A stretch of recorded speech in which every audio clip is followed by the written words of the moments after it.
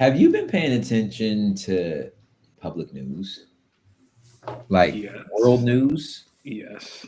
So I haven't had a Twitter in uh forever. Like It's been a while. it's been it's been a while, and I haven't had Twitter maybe in like almost 2 months now or so. Has it Which been liberating? Because I've been thinking about leaving Twitter. honestly, it's I just be in my own world over here. Like I just be Because all Twitter is porn now. Where was I at? And I was scrolling through videos, and then again, it was just someone shaking ass. Like, come on, man! Like, I'm just trying to watch Eagles highlights.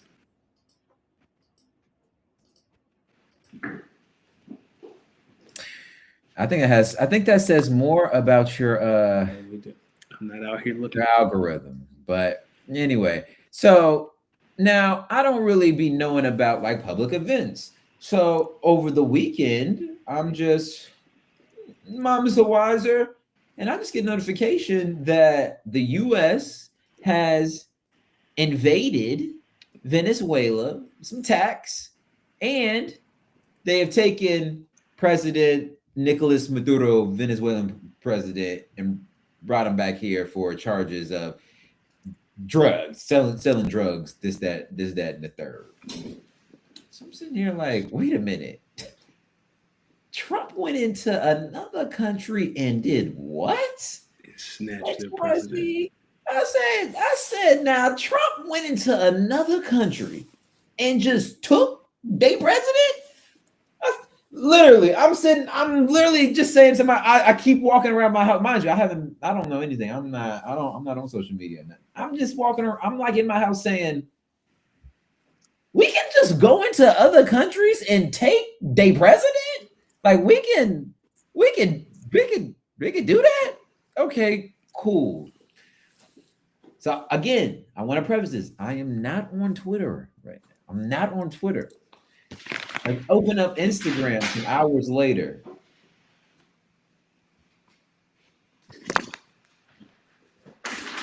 And I see this.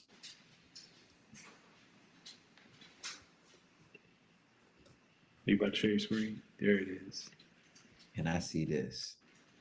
And I said, wait a minute, now hold up.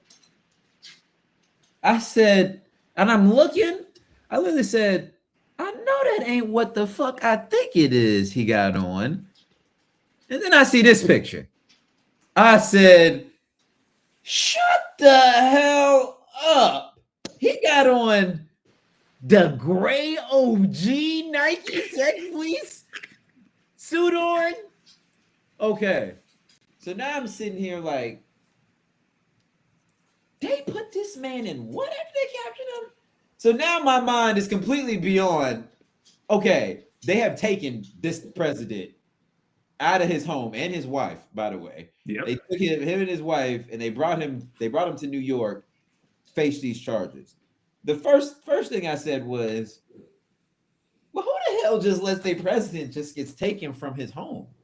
And I'm reading up, oh no, brother. They went into Venezuela and set some shit off. They went into Venezuela, kicked the front door in, said, hey, you coming with us. You coming with us. And Danny, that is where my mind really got to going. I got to smoke this.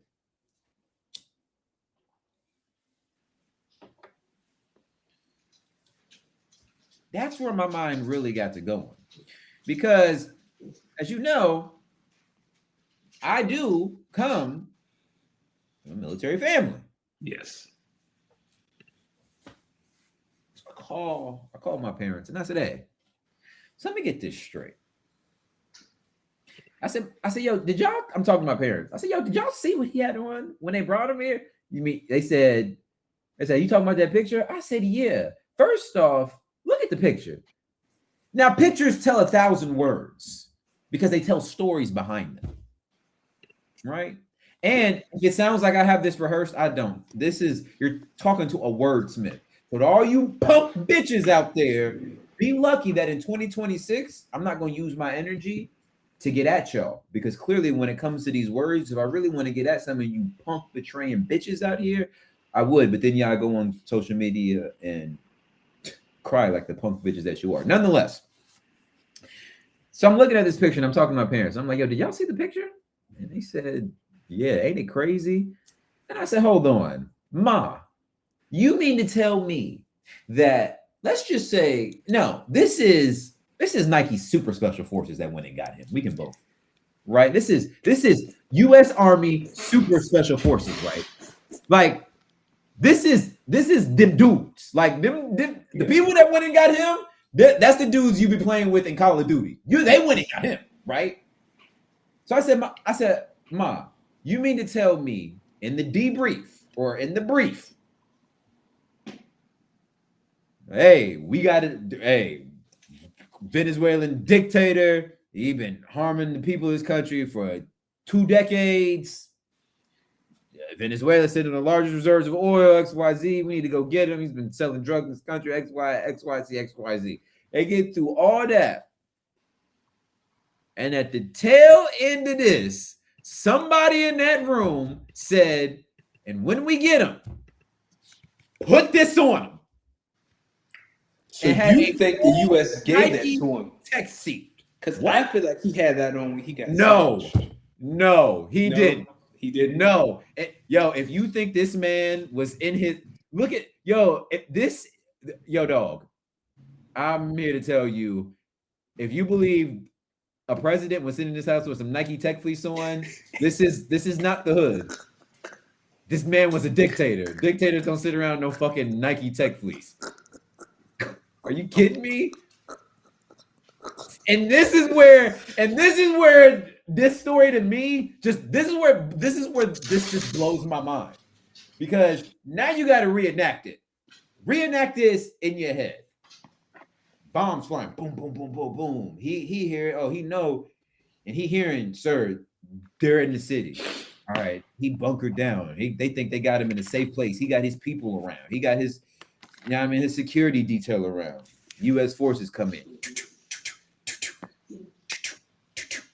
They come in, knocking the door. Get down, get down.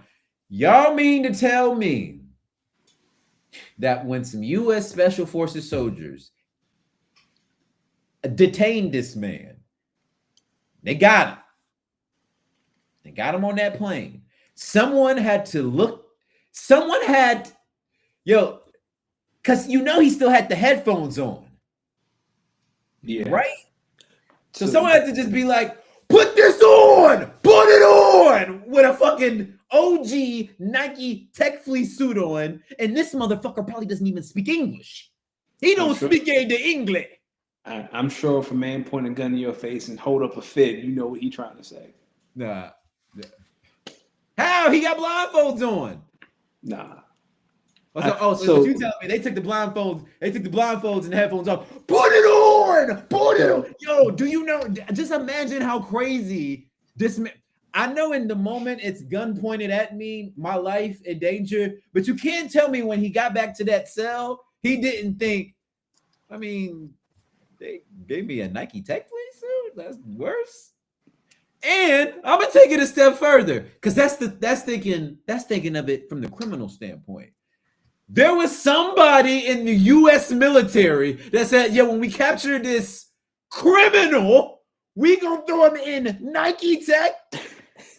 Black folk around the world.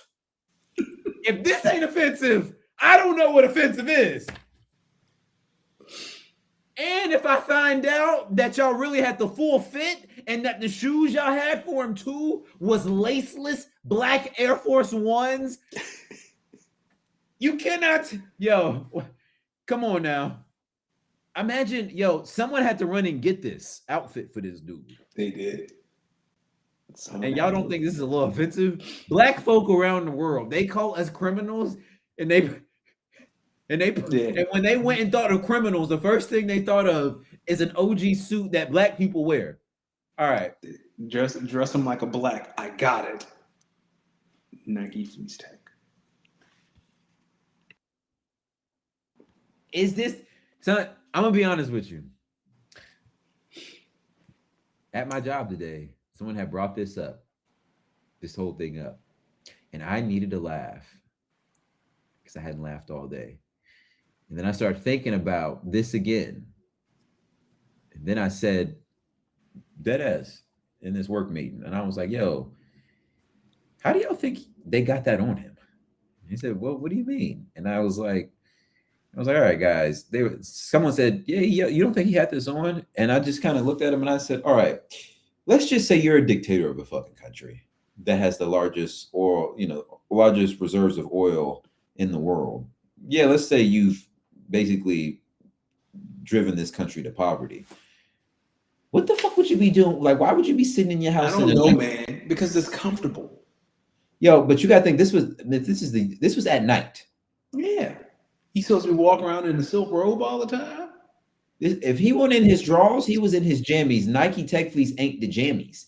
My question is, what's the temperature in Venezuela right now? Because if it's hot, then okay. Then I'll believe the story that Bam is in the chat. He agrees with me that he had it on. We can give him no, he did not have it on.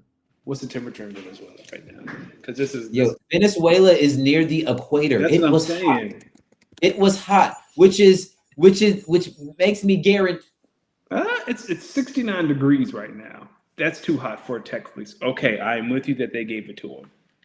So so then I'm at work and I'm like, all right, so how y'all think they got this on them? And they were like, well, you have that on. I was like, yo, dictator. I said, dictator or not, poor country or not. When the U.S. military come and get you, it's gonna be at night, probably late at night. I don't think he had this on as he was just chilling in his bed. I mean, but they speak Spanish in Venezuela, I'm sure. And this is where, in this work meeting, I was like, they were like, well, someone was like, well, how do you think they got on him? And I was like, honestly, I've been thinking about it, and I'm pretty sure someone just kind of looked at him with the Nike Tech Fleece and just yelled, "Put it on! Put it on!" Someone who don't speak English. And I'm gonna be honest with you. When I said this, I proceeded to bust out laughing. I was in. I'm not gonna hold you. I was in tears laughing because then I was like, "Yo, how?" Like they was probably he don't speak a. You can't tell me with a mustache this thick. He don't speak a lick of the English. Oh, so it's Usen estás robust. That's it. That's how you say put this on in Spanish. No, it's America. This is Trump's America. You think in Trump's America, U.S. soldiers is telling this man in Spanish to put it on? That's true. That is why it's funny. Because listen, they done came into your country, bombed many, many, many things, ran up in your house. Do you think they taking the time to tell you in Spanish to put this Nike? Put it on, put it on, and that yo dog. He has to speak. He has to speak some English. Say what? He has to speak some English. He don't speak no damn. He has to speak some English. He don't speak it. He might not be fluid. All I'll say is, what that other countries do. Please, if him and snatched him up and took him, hey man. What you gonna do? And that was the other conversation I was having with my parents. And I said, what really blows my mind about this is that Kyle said, I don't know why you assume a world. Yeah, I assume he can speak English.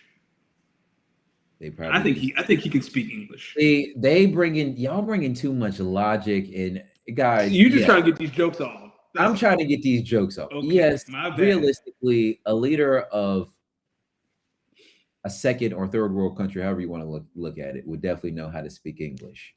But this is also Trump's America. So I just feel like y'all gotta think, this is no ordinary military. This is the U.S. military. So, you know what I mean? When they go get you and they know they got you, I don't really think that they're being very... courteous. I don't really think they're being courteous, which I'm gonna be honest with you. That is what I'm thinking about when I say this is funny, because I don't think they would take time. Yes, reasonable person taking time to pull phone out to translate, but unreasonable soldiers who just finished shooting your soldiers in the face on the way to capture you? No, I don't think they usted ropas. Put it on. We don't. It's we still got 3 years of this man. And then the first time I get on the news, the first time I turn on the news, I see 45-47 go up there and say, yeah, no, this guy was a criminal, so yeah, we took him. And we run the country now. And we gonna help them pick a new leader. And Greenland, y'all might be next. We might need some shit from y'all too. So right there, we gonna look into y'all real quick. And I'm just like, all right.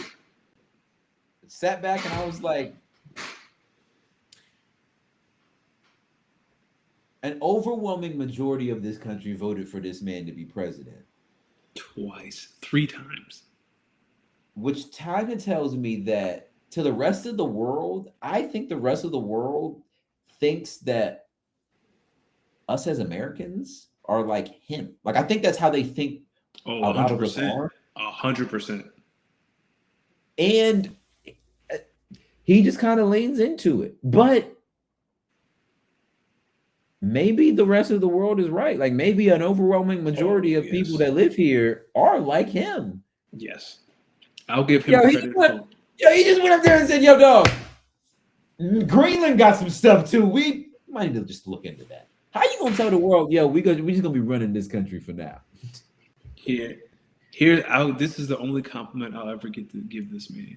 He looked around and said, there's one thing he can do is he know what a sucker looked like. And he looked around and said, shit, man, ain't nothing but a bunch of suckers running around here. And he cashed in on that bet twice.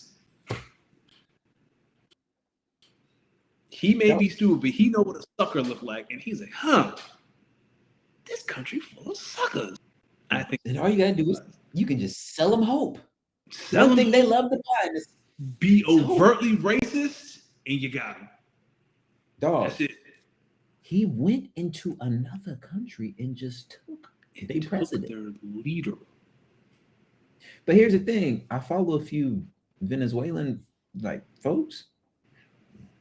They was like, "Hey, I don't agree with who sent him in there to go get him, but I'm glad y'all went and got him." So now I'm conflicted because the Venezuelans is like, "Yeah, no, get him the fuck out of here. This nigga was evil." The issue is now it's other countries who wanted to do this, right? Like, what's stopping China from invading Taiwan? Like, what's stopping Russia from being like, all right, well, we're just gonna take you. We're gonna take it now. America's did it. Like, what's to stop China right now from being like, so America can run up in Venezuela and take their president, but we can't run up in Taiwan and take what we want? So I guess that's why is that why he got to frame it as we're gonna help them pick their country and get them back together? China could say this. China could say, "Hey man, Taiwan doing this to us. We got to go in there and help them out." Putin can be like, "Hey man, Ukraine done did X, Y, Z. We need to go in there and help them out." We go over there and help them out. It's kind of that shit is bananas. Because America, we're supposed to be. We've never been the good guys, but we're supposed to be the North Star for the world. And we up in here snatching presidents. So again, what's to stop other countries like, well, fuck it, they did it, we can do it too. Listen, all I'm saying is the actions of this past weekend has told me that one of the first things I'm gonna do this year, and I would suggest everyone else do it. Clear all debt. Just clear all credit card debt, medical bills. Ahead and just start clearing them out. Something tells I'm running that shit up. Nah, clear it out, brother. Something tells me economy might something. I don't know. Oh yeah. I don't know. Something. Oh, so Cal, my point is, yeah, like Russia and China have been doing it, but they've been like chastised, and we've been the moral high ground. Like, how dare you do that to those poor people? We gonna say to China and Russia now? Like, there is no moral leg for America to stand on. Granted, is this the first time America ran into the country, stole a leader for a regime change? Absolutely not. But to do it so blatantly, like that man got on, like you said, like he did it and got on camera. I was like, yeah. No, it's like, yeah, nah, we listen. I mean, this nigga Like was he selling just bought drugs. a grocery store. Yeah, man, we just took it. Yeah, so the rest of the world, he's like, yeah, this nigga was selling drugs in our country, and we had to bring him to justice right here in New York, and we're gonna throw the book at him, and he's just gonna be. Where is his lawyer? He got a defense attorney today. I read that. From who? Here's His the country? thing.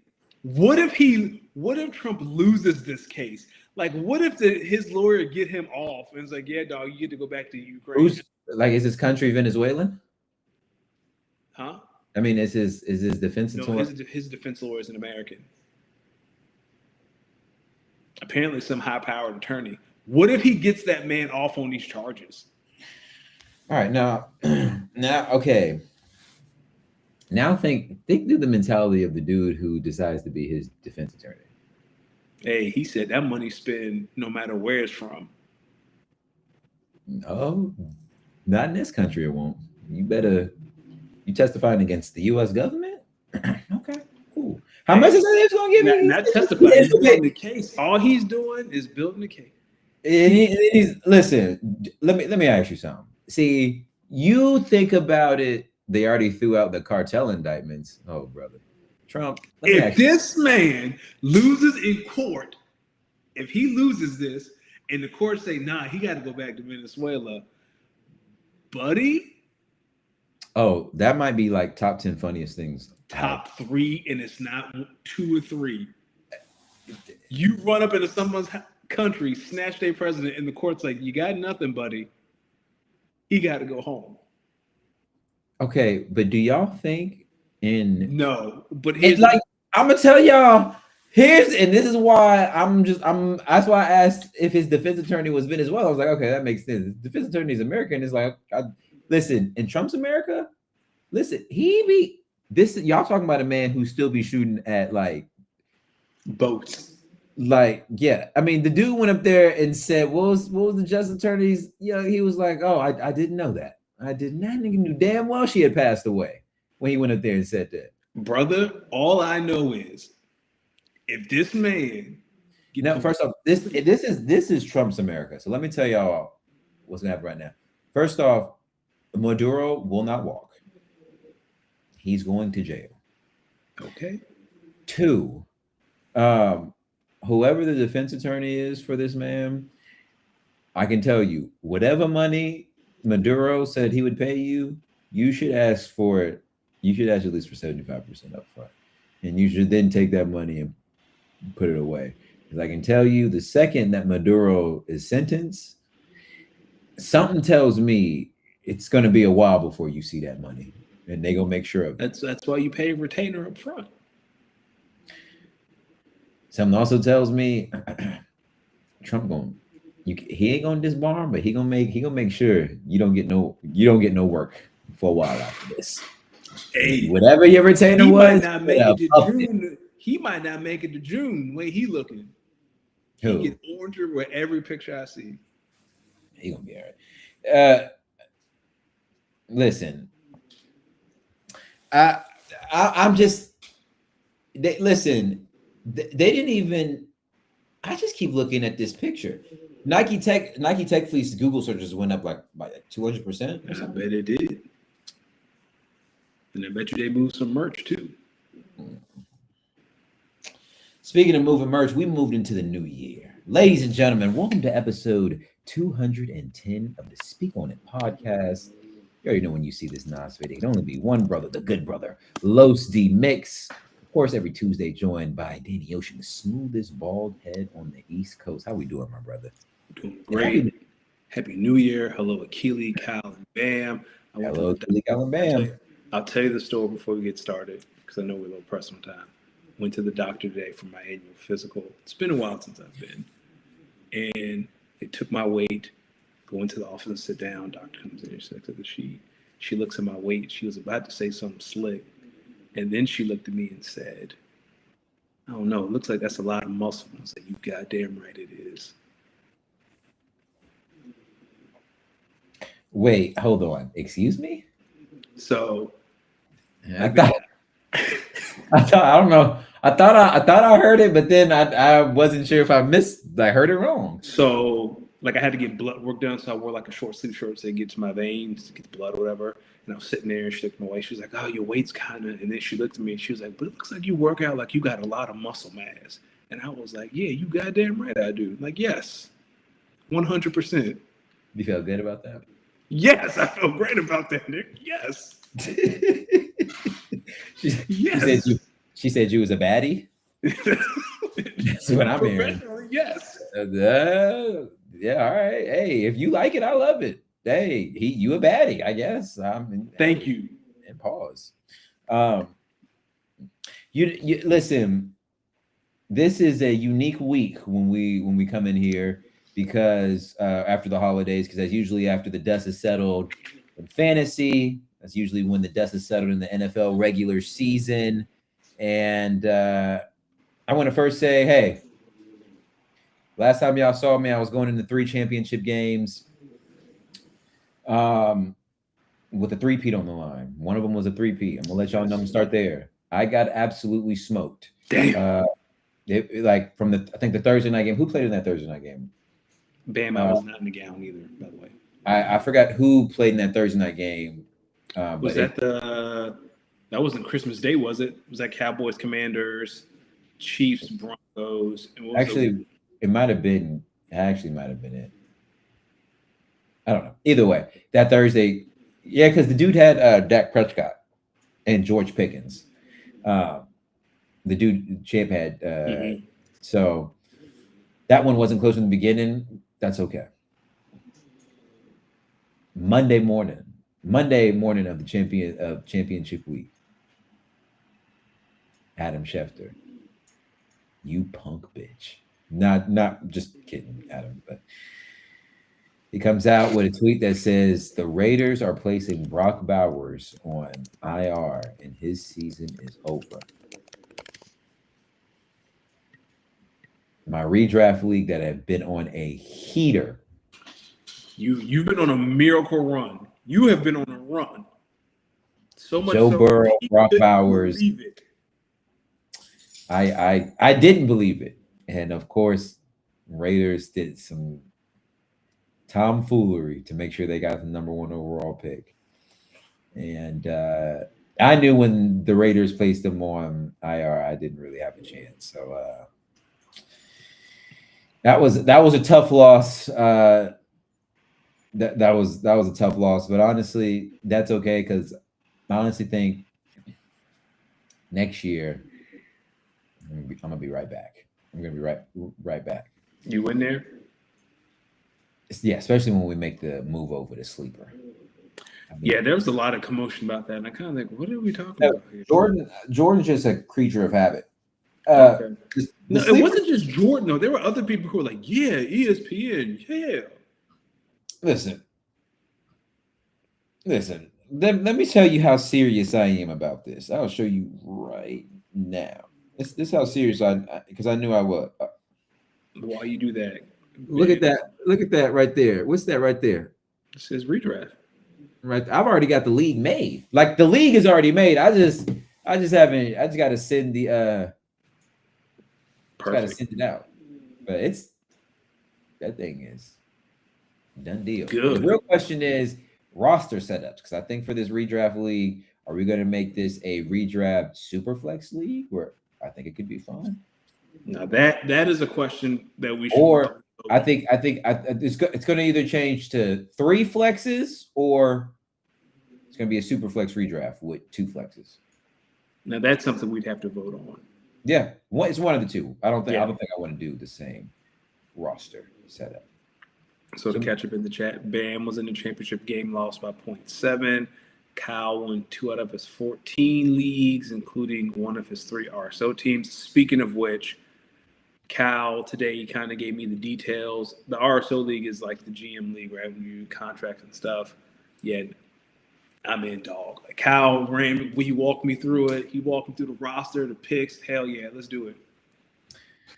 Speaking of that particular RSO league, that was my 3rd and final championship game. And Ladies and gentlemen, I want to take this time to recognize that sometimes when you are GMing multiple leagues, and even in season, it was clear and obvious what my best fantasy team was, and I just didn't didn't Didn't work believe it. out. It So you did. I didn't just win any. You didn't win any of them. no, no, no. Hold on. It Okay. was clear and obvious what my best fantasy team was, and throughout the season, this was this was the team that went undefeated the longest. It was one of the teams that had a bye, and the more I thought about it, I didn't realize I didn't realize until the season started that this was a super flex draft setup. And I wasn't even able to finish drafting the back half of my team because I had a DJ event. So I came back and I had guys like Chris Olave, who I wasn't there to bid on. I had guys like Harold Fanning Jr., who I wasn't able to bid on. A few other guys. Well, these guys end up being Contributors. major contributors. Early in the year, Joe Flacco gets hurt. I mean, Joe Burrow gets hurt, and I signed Joe Flacco on I need another QB because I can't I this isn't sustainable. But I was winning games without a QB. So I started Joe Flacco. Stay undefeated for probably like 3 or 4 more weeks, and I way longer than that actually. Up until Joe Burrow came back. Then I just had to go straight skill position players. One QB who was Josh Allen, straight skill position players the rest of the way through.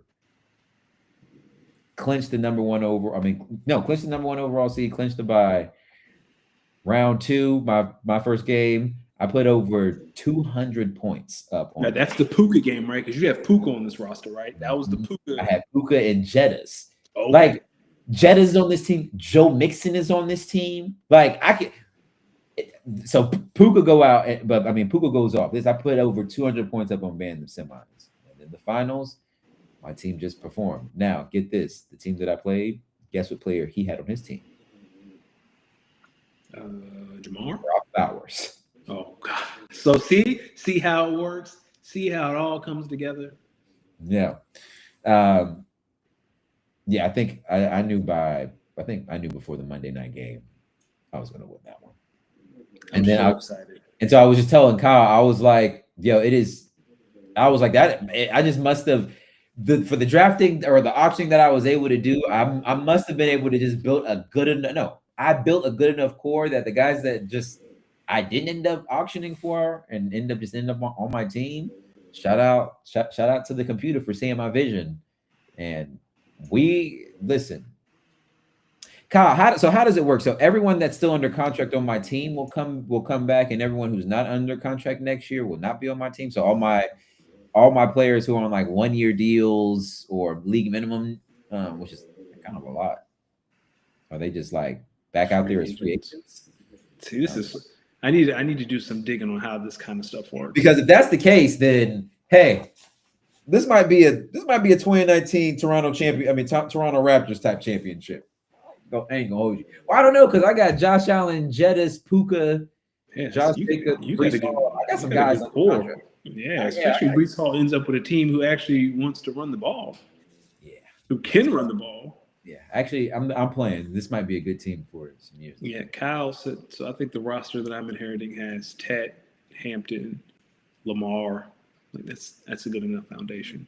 I can get, we can get I got jiggy with that. I got to figure out what I'm gonna do about a quarterback because I don't have another QB on the roster. But listen, we got some cap space. We got some cap space. But enough about you didn't have any teams. No, fuck no. My fantasy's been over. Hey, look, the goal every year is always to win at least one league. And out of the nine, I was able to win one league. Which made me tell Kyle this. Actually, this is the last thing I'm gonna say about fantasy.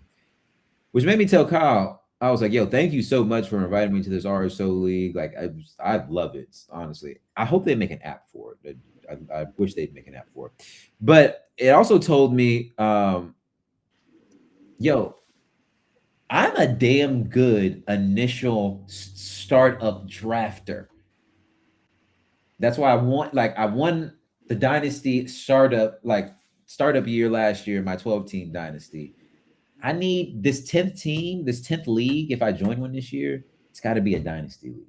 So I told Kyle, yo, if you know anyone starting a dynasty league, you let me know. I don't care if the buy-in's $30. I don't care if the buy-in is $50. Oh wow! So Kyle said yes. All the players not under contract will be available for the 26 free agency auction, but you can also franchise tag someone, one person. Is that the same as an extension? Oh, this Right, is so Kyle? much fun. Like is franchise tag the same? Because I remember I extended Ao Manor on the show that day, Also, but I don't know if shout out while he answers do that. you remember that when I Yeah, extended Ao Manor on the show for a couple of years? Like, yeah. um, I remember you having the conversation. yeah, because if I can franchise tag someone, I'm going to franchise tag either Harold Fannin or Chris Olave. I had like Quentin Johnston, like, yo, this that team. Well, hey, shout out hey, let's round of applause for the Orlando Magic Kingdom, baby. What a team! Magic Kingdom. That's the name of the Hey, respect the champ. Respect the champ. My bad. Shout out to the Orlando Magic Kingdom. Hey, and while we're at it, shout out to Akili. Yeah, shout out to Akili. Back to back. And he dominated all year. This was all year. Now, I'm so excited for the All Money in Dynasty League. It's not the same extension. Great. I'm so excited for the All Money in Dynasty League and the changes that are to come this season. The super, so much parity is about to happen. So many of you guys that think who have been kind of doing good these last couple of years, I don't think you're going to be as good. Some of you that have been bad, I think you're going to be even worse. I'm very excited. Where's the parity? I think because I think the parity is going to be some of you mid-grade teams are going to be better because you have the opportunity with the extra quarterback. Plus, maybe with some of the once we have the owners meeting, I'm just excited.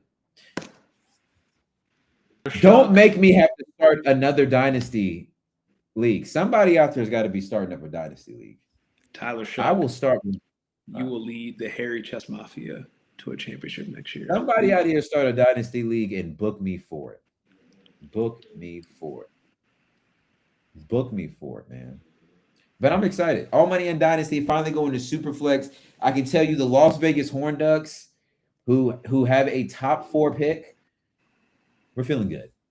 We're probably going to take the best player. I think we're going to take the best player available, whoever that might be. But also at the same time, maybe do I move up?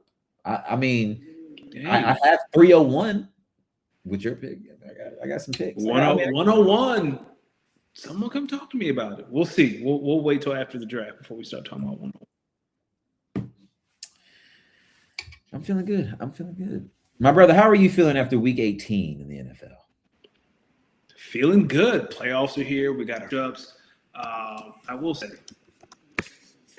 I'm so mad we had to watch that mid-ass Panthers-Bucks game Saturday. That was like the worst game I have ever watched.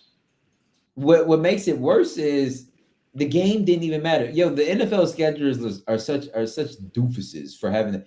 Why wouldn't they just? Why wouldn't you put the Saints Falcons on first? So then the winner of Bucks Panthers know who's going to the NFC South. I mean, to the playoffs. Or have all 4 of those teams play at the same time, so nobody knows. Yeah, like they did with the Eagles and the Bears. Yeah, that's silly. Like, to me, that's silly. And who else was Saturday night? That was Seahawks versus Niners. See, honestly, why not put Steelers Ravens the afternoon game, Seahawks Niners a Sunday night game. Then if you, to your point, maybe you have Falcons Saints late afternoon game, Bucks Panthers very last game. So then they know. Yeah. Well, actually no, because it had to be Sunday night. I'm not mad at the AFC North Sunday night. Actually, I think it actually would have been better had the NFC South would play at the same time, because then Panthers, Bucks, they're trying to play, but then they'll just be score watching and seeing if the Falcons win. Yeah, like it's so much stress, and then you can celebrate in real time. Whoever Yeah. won the Panthers, Bucks, both teams sucks. We're gonna talk about it. There's no way the Rams can lose to this team twice. and listen, man, we'll talk about it. I was back to that 49ers game. That Seahawks defense might be legendary. Like it might be good enough to carry Sam Darnold to a Super Bowl.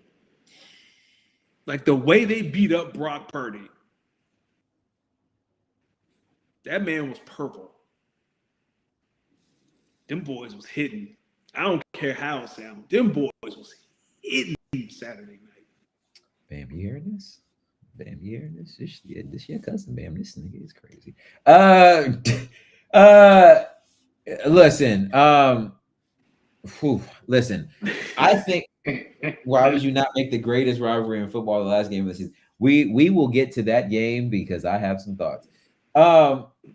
Man, let me tell you something. I just kind of knew. Thank you, Kyle. Kyle talking that good shit. The Bears Packers is this week, Bam, not last week. Watching the Seahawks and the 49ers, all I said was I was like, man, the Niners getting the 1 seed would suck if I was a Philly fan. Because not the Niners. If the Seahawks getting no, it would suck if the Philly if the Niners getting the 1 seed would suck if I'm a Philly fan, because that means there's a good likelihood that y'all are going to see the Seahawks first or second round. Yeah. And like, why? It would have been the second round. Yeah, and then it's like, well, why? But then watching the game, I was like, what? Damn, San Francisco. Then it's like, well, I just saw y'all beat the. What was that team? That was the Bears. I was like, well, the Bears kind of are fools. Go the game before that. Y'all beat the Colts. Not good. It's like with the 49ers. And then I was like, all right, well, maybe. Yeah, then I was like, well, maybe y'all really aren't as good as I kind of think y'all are. Like, shout out to Kyle Shanahan, because they can't run the ball this year. Like, he's made Brock Purdy good enough bad teams. But where's their signature win? Someone go on the schedule and show me the 40. Oh, yeah, that's the win. Beating the Bears is what they'll say. Is that it? Like, well, where's the win? They beat the Seahawks in Seattle. Week one. Well, they were the healthiest, probably. Show me in the past 6 weeks what's their signature win. And then, buddy. Then these games on Sunday. Let me ask you something. When you were watching the Colts versus the Texans, you can't tell me Riley Leonard wasn't kind of dealing. Riley Leonard was kind of dealing. He probably saw them bringing Phillip Rivers and was like, "Are you for real?" He said, "I can show you something. I can show you something." They bought in Phillip Rivers. Steichen did him a favor because what was the thing? NFL health insurance runs out after like 5 or something years, and Phillip was on his last year. It's like, I got 100 kids. I need this health insurance. Need these kids for these badass chaps. Need that. These chaps. Hey, what do you think about them keeping both the head coach and the GM? It's a good move. Before Daniel Jones got hurt, they were on track for 1 season. So they were looking good too. They were looking great. Jonathan Taylor. They didn't punt for a few games. Yeah, I think this was the right move to keep those two. Jonathan Taylor, brother, I traded for you. I would have kept them too. What do you think about stopping whole NFL games for celebrating career milestones for teams that have very, very, very losing records? I don't see the problem. Zach Taylor was saying we were playing for our lives. Brother, the season's been over for 3 months. Wait, Zach Taylor said what? So after Myles Garrett broke the sack record, like they stopped the game to celebrate. So in the press conference, Zach Taylor complained and was like, "We're playing for our lives here. I don't appreciate them stopping the game." It's like, well, were you trying to go no huddle? Like, what are you talking about? The season has been over for a month. Ah! Ah! Zach, you were out of There's playoff nobody, contention for yo. Thanksgiving. I just Does no one think the Bengals might be the funniest organization? they got to be. And then Jamal was like, "Yeah, I hope when I do something like that, they stop the game for you, me, brother. They will." Like, why are y'all complaining? Okay, but here's the: are y'all dead ass? Like, are they They dead are ass? dead ass. He compl- I hope Myles Garrett breaks it again next year on Joe Burrow.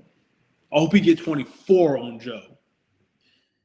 But why does no one want to talk about that? Why does no one want to talk about Joe Burrow is the QB Myles Garrett has sacked the most? Exactly. It's So, very poetic. so like, why isn't anyone looking at the offensive line and saying, "Well, by golly, yeah, I mean, you had one job." I He had mean, one, oh man, and the fact yeah. that he's being I was getting blocked. ready. I was thinking about yo, at one point, I forgot who the player was in college. Miami was Drew Brees. When Drew Brees broke that passing record, they like stopped. He did a speech. Nigga was up there waving. Yeah. They did Like it when on. This is a Monday night game. when you break records like that, yes, you have to take a moment to appreciate. Like, when did LT break the touchdown record that year? Like they pick him up in the end zone in San Diego. Like they stopped the game. That's what you do, man. When Yeah, Peyton didn't Peyton break the single season touchdown record? He threw like 50, right? yeah. Stop. Like this is what you do. Why 55. is this a shock? Yo, brother. I mean, listen. At that, Zach Taylor. Let me tell you something. The NBA stopped the whole game when LeBron broke the scoring record. They went on to lose that game. That's true. And no one. By the way, y'all should look up Lakers record in LeBron career marked games. Good. Offers, So, offers in there. Um, so I need Miles to break it in 16 games so Jared Allen and Strahan can shut up. Yo, Jared Allen and Michael Strahan can say whatever they want. but he did it in fewer snaps than them. That's the key. Myles Garrett broke the sack record with fewer snaps than Strahan and TJ Watt. So So it took 17 games for Myles to do it, but it took fewer snaps. so doesn't that kind of equal out? I think it's even more impressive that you did it in fewer snaps I than had more opportunities with less games. I had one more game and less opportunities and still broke it. correct. So Because I think Myles did it in 416. I don't know how long it took Michael, but it was more than that. Myles did it in fewer snaps. I all right. think that is more impressive than And doing it also in 16 games. also Michael Strahan, I hate to tell you, it's 2026 right now. By 2020, no, by 2030, I don't really think people are going to say, "Oh, well, Michael Strahan did it in 15." I think it's going to say Myles Garrett, 2025, Myles Garrett, 20. unstoppable. And the thing about Yeah. the Strahan thing is, a lot of people say Brett Favre gave him that last sack. If you go look at the clip, it's Giants Packers, and to break the record, like Strahan is near Favre, and Favre just falls. Like there's some folks say Favre gave it to him. Yeah, and by the sounds of all these Bengals complaining, it sounded like the Bengals they weren't trying to. And honestly, the Bengals just sound bitter that they lost the game, which is even Yeah, funny. season was over anyway, champ. You gave up two defensive. I mean, Cleveland's defense scored 2 touchdowns. You usually don't win those games. They also fired their head coach, They did. They fired Kevin Stefanski. who will be employed this time next week. I can almost guarantee all that. Kevin Stefanski, you will be the offensive coordinator in Philadelphia, and I cannot wait to see the magic you create next year. What is up? You no Eagles fans are like Lakers fans. Y'all just be putting people in y'all city and Either organization. it's going to be Kevin Stefanski or Todd Monken, one of the two. Come on down. You will be the OC in Philadelphia next year. Yo, y'all are the 3 seed in the playoffs. Don't matter. You're about to play a game. Yeah, I still can think What- about next year.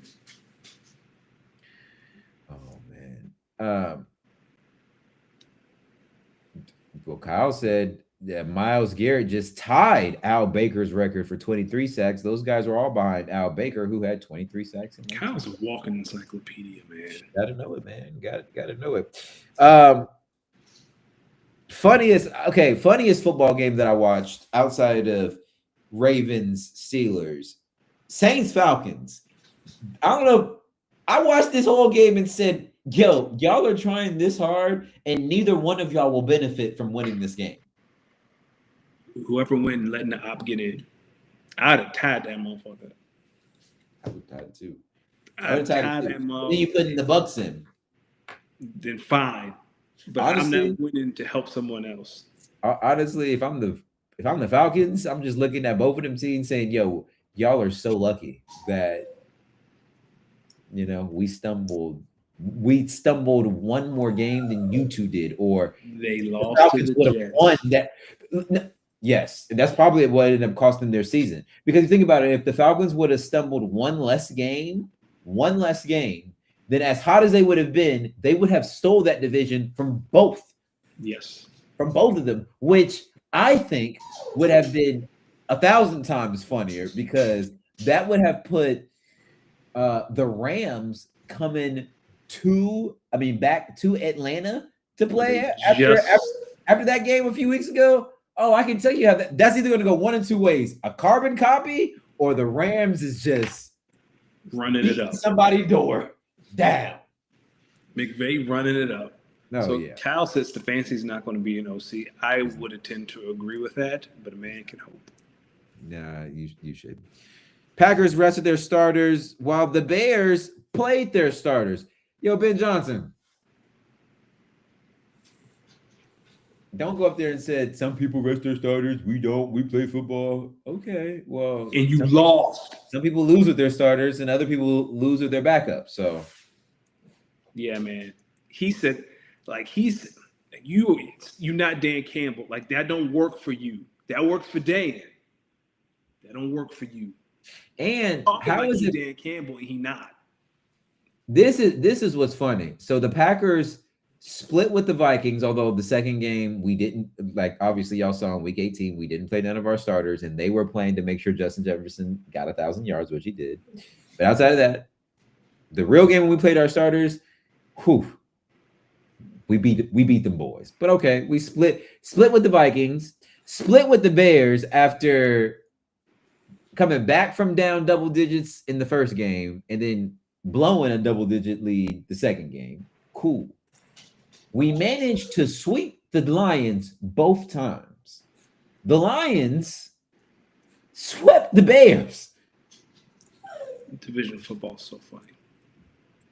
I can't wait to do the pick'ems. I can't wait.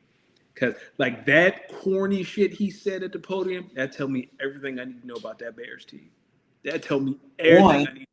And the Bear, what's funny to me about the Bears and their fan base is, I don't know. I feel like as a Packer fan, how could you? I was watching the Eagles versus the Commanders, hoping the Commanders won because I didn't want that Philly matchup Round one? in round one. No, listen, that Philly matchup in round one just wasn't what we needed. It wouldn't have helped. And I don't think the Packers would have fared well going back to Philadelphia with a hurt team.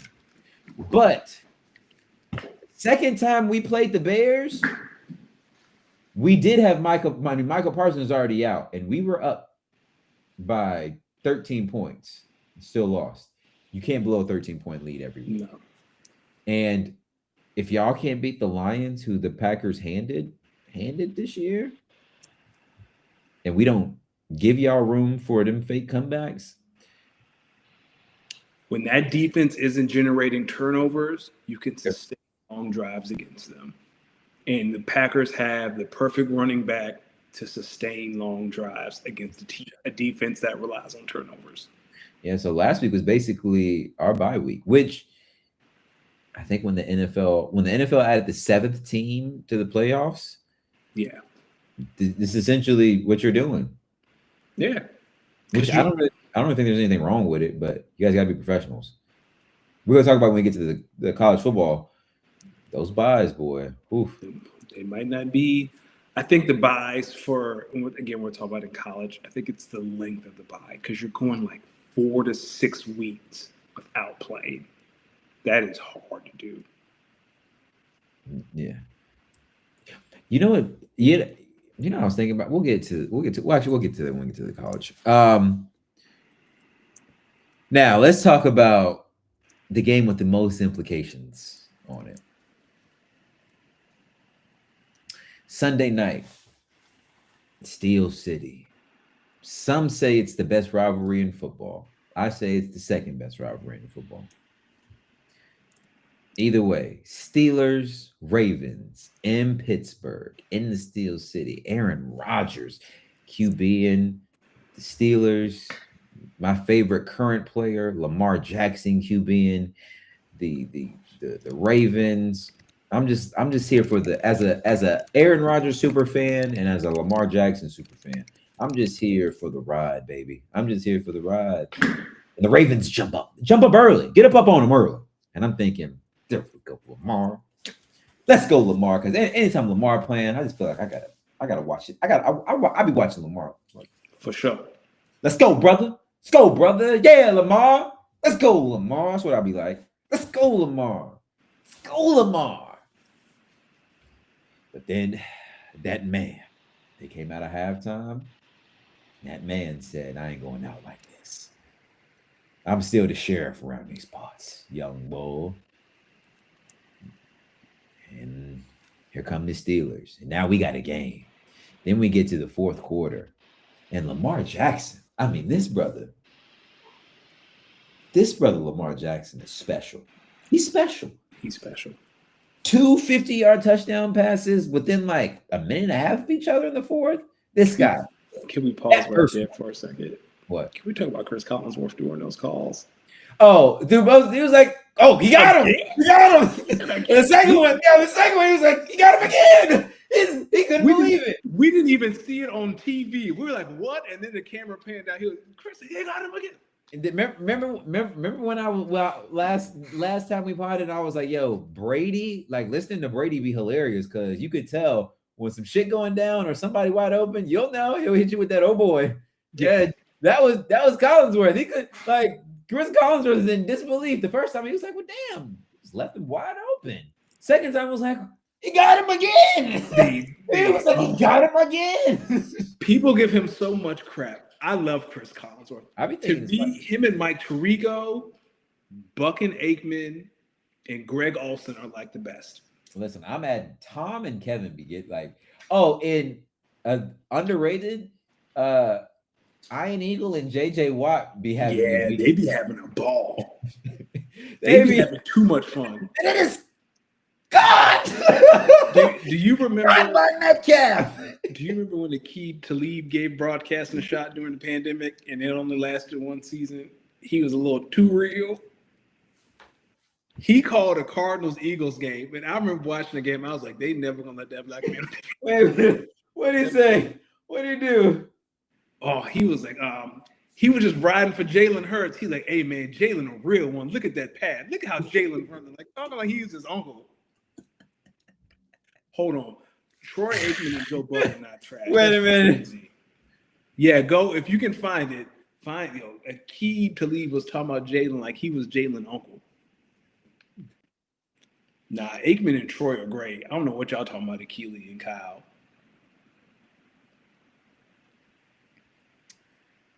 Oh man.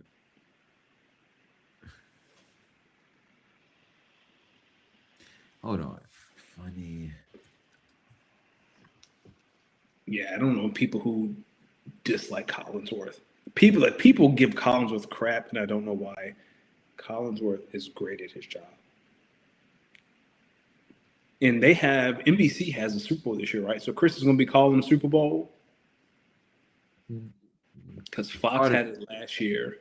Calamari. Wait, what? Oh, are you looking up the key that Arizona game? It's in Arizona. It's like when the Jalen's first starts. Wait, hold on. Listen to. Can you hear this? Hold on. Let me share it. Listen, I'm just finding Aqib Talib. Listen to how he says my man's name. Oh, sugar. Hold on. There it is. About these playoff clinching games for Kyler Murray. Look for Kyler Murray. Not letting Kyler Murray escape. Kyler Murray. Bad juju going on in these playoff clinching games for Cliff Kingsbury and Kyler Murray. Wait a minute. I need to find some. I didn't know. I wonder. Oh wait, hold on. That's Hold the on. second Cardinals game he did. I might have something. Someone said, "Bring a key back to the."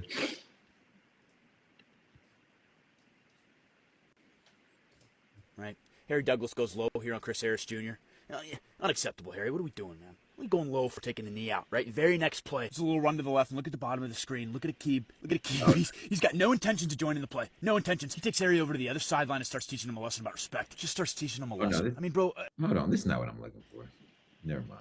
Also, let's not forget Aqib Talib snatched Michael Crabtree's train. Same guy. Wait, Aqib Talib to announcing. So Kyle said Aikman says something stupid once a game, makes it sound like he has no idea what he's talking about. In Troy's defense, this year he's been focused on helping the Dolphins find the GM. Well, at least the past couple of weeks. He's pulling double duty. Wait, say that again? So Troy Aikman is helping the Dolphins find their new GM. They reached out to him. Why? But what will he do, though? Exactly. That's what I'm saying. Like, why? Who does Troy Aikman? Does Troy Aikman have his ears that close to the ground? He can help you find a new up and coming GM. No, I doubt it. Wait, Aqib Talib was in a deadly shooting. Yes. What happened? Dog, y'all need to learn about Aqib Talib. I'm with Bam. The thing I like about Aikman is if we watching a trash game, Troy will let us know it's a trash game. Oh, nah. Listen, Troy be up there like, yo, y'all dead ass with this QB play right now? Like, this is ridiculous. Like, Troy is one sentence away from saying, at least I get paid to watch this. Y'all should turn this off. No, listen, whenever Troy gets annoyed with like play, it always makes me think of Dave Chappelle talking about Ja Rule. It's like, I mean, who gives a fuck about what Ja Rule got to say in a time like this? This shit's serious. Troy be up there like, who the fuck gives a fuck about these two goddamn teams? These two teams stink. These two teams stinks. No. Speaking of which, did you watch? I know you probably did. Did you watch the Eagles game? Yeah, y'all stink. Tanner McKee. No. I'm talking about Ross Tucker. So Ross Tucker is an announcer for CBS, but Ross Tucker also works for the Eagles. He calls Eagles preseason games. He does like Sunday morning videos for the Eagles. Like, he is employed by the Eagles. So during the game, he did this twice, and I've never heard this before. Backup tight end, false starts. He says, a lot of times fans wonder why backups or special teamers don't get more burn on offense or defense. And he flat out said, he's like, usually they don't have a high football IQ. And that's an example. I think I remember hearing this. I remember. And then, do you remember the Josh Johnson touchdown? Keely Ringo is looking dead at him and then turns around and runs away. And Ross Tucker's like, remember when I said earlier about players? Oh, yeah. He said, this is why, right? I was like, I have never heard an announcer call players stupid on TV twice for a team you're employed by. Oh my God. Yo, I remember hearing that and was like, damn, that's a little mean. But he works for the Eagles, D. He is an employee of the Philadelphia Eagles. He is in the locker room with those players. And the fact that he got on national TV and called them stupid twice, he directly called Keely Ringo stupid. He's like, remember when I talked about players with low IQ? That's what I'm talking about. Man. And you're going to have to see him at the facility the next day? I mean, listen, we got to start getting – I'm going to start making a list of some of my favorite or plentiest announcers out here. I was floored. And no one even said anything about it. Like, he called Keely Ringo's stupid on national TV. And we were just like, yeah. Listen, back to the Ravens and the Steelers. We get to the fourth quarter. Lamar Jackson throwing these long touchdown bombs. Then the sheriff gets the ball back. And this is how this should, ladies and gentlemen, this should let you know all you need to know about the Ravens defensively. The game-winning touchdown route from Aaron Rodgers to Calvin Austin wasn't even a real play. Aaron asked him, "What do you want?" And he said, "Well, I mean, I got him." Pat Move said, "Go cook him." So Aaron Rodgers said, "Run a little slug and go." That's what he said. Run a little slug and go. Whew. Listen, when when it's the other team's DB that falls, you couldn't help but be happier. But when it's your team's DB that falls, your heart just breaks. Every time. Because that'd be the one thing where it's like, refs can't save you, flag can't save you. You better hope they drop it. You gotta hope they drop it. Or they don't complete the catch, or they have the catch out of bounds. All I'll say is Lamar got to be sick. Like, no matter, like, I know Lamar gets flack for not winning in big games, but Lamar did just enough. Listen, I was watching. How could you not watch that and just say, what more could you ask your quarterback to do? I mean, same with the Mark Andrews drop, right? It hit Mark right in the hands. What more could you ask? And then Lamar's reaction on the sideline. No, but here's the thing. He then he gives them a chance to come back and win the game. It's 4th and 18. He converted that. Yep. Now, lining up for a game-winning field goal. Now, I'm watching this at the bowling alley, right? With my homies. Right? With my home dog. You know what we're doing? And they take a time out before the kick, and I says, man, I literally said to him, I said, man, if the Ravens were to somehow not make this kick, because I am fairly confident this guy's it was a chip shot. I was like, if the Ravens were to like miss this kick, I looked at my friend and I was like, I don't think you realize, but I just get the feeling, just based on how this game has gone. I think win or lose, I don't think Mike Tomlin's losing his job, but something tells me if the Ravens lose this, I don't think John Harbaugh can go back into this locker room and try to coach this team for another year. Because what more? I literally told my friend, I was like, I don't know what can you, how can you walk back into a locker room after another season ends like this if you were to miss the kick? And then I was like, but that's why I'm glad he's getting ready to make the kick. Like, this is one of them kicks. So, snap the ball, kick is up. And as the ball, as he's getting ready to kick the ball, my friend says, he's gonna miss it. It was like the wind just, that bitch just went. I fell to the ground like it was my team. I literally in the bowling alley just like fell out. Like, and that was like one of those misses where you're just sitting there like, bam, 44 yards in the league where kickers can now use specific balls that they want to kick is a chip shot. Yo, I watched Cam Little make a 67 or 68-yard field goal. What are you talking about? People, this isn't the 44-yard field goal from 2010. This guy's made from 44-2 this year, I feel like. But I understand the pressure of like the division on the line. Completely understood. Listen, did you watch the game? You had to. You can't say that when that Bam again. I'm gonna let everyone know. So Kyle asked Bam, who do you want to be the next Ravens head coach? Bam said Eric Bieniemy, and this is why fans don't get paid to make decisions. This is why. Are you fucking kidding me? You can't go. This is why fans don't get paid to make decisions. That's not a good choice. Bam, be a leader of men. Let me tell you something. Let me tell y'all something. If the NFL has shown you one thing, it's if you are good enough to coach, you will always. If you are good enough to coach and/or play, you will always have a job. Why is that? Because if you're a true leader of men, you can lead men. So when like certain names don't get head coaching jobs, it's for a reason. Stop asking why Mark Jackson can't get an NBA coaching job. Stop asking why Eric Bieniemy can't get an NFL coaching job. Yes, they're black. True. Is that working against them a little bit? Maybe so. But let me also tell y'all something. That ain't the only reason. Man, be for Like, real though. Who do you really want to see? That ain't the only reason. Like, that's not the only right.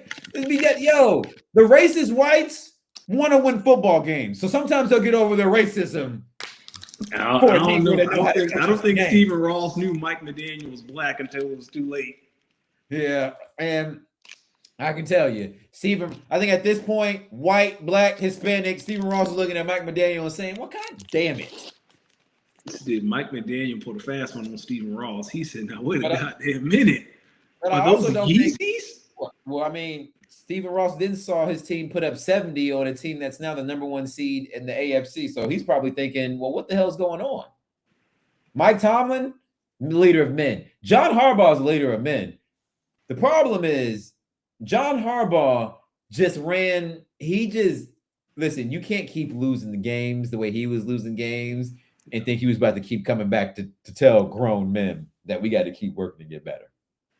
Well, he's going to be a great Giant. I think he's going to be a great Falcon. Oh, you think the Falcons will get him?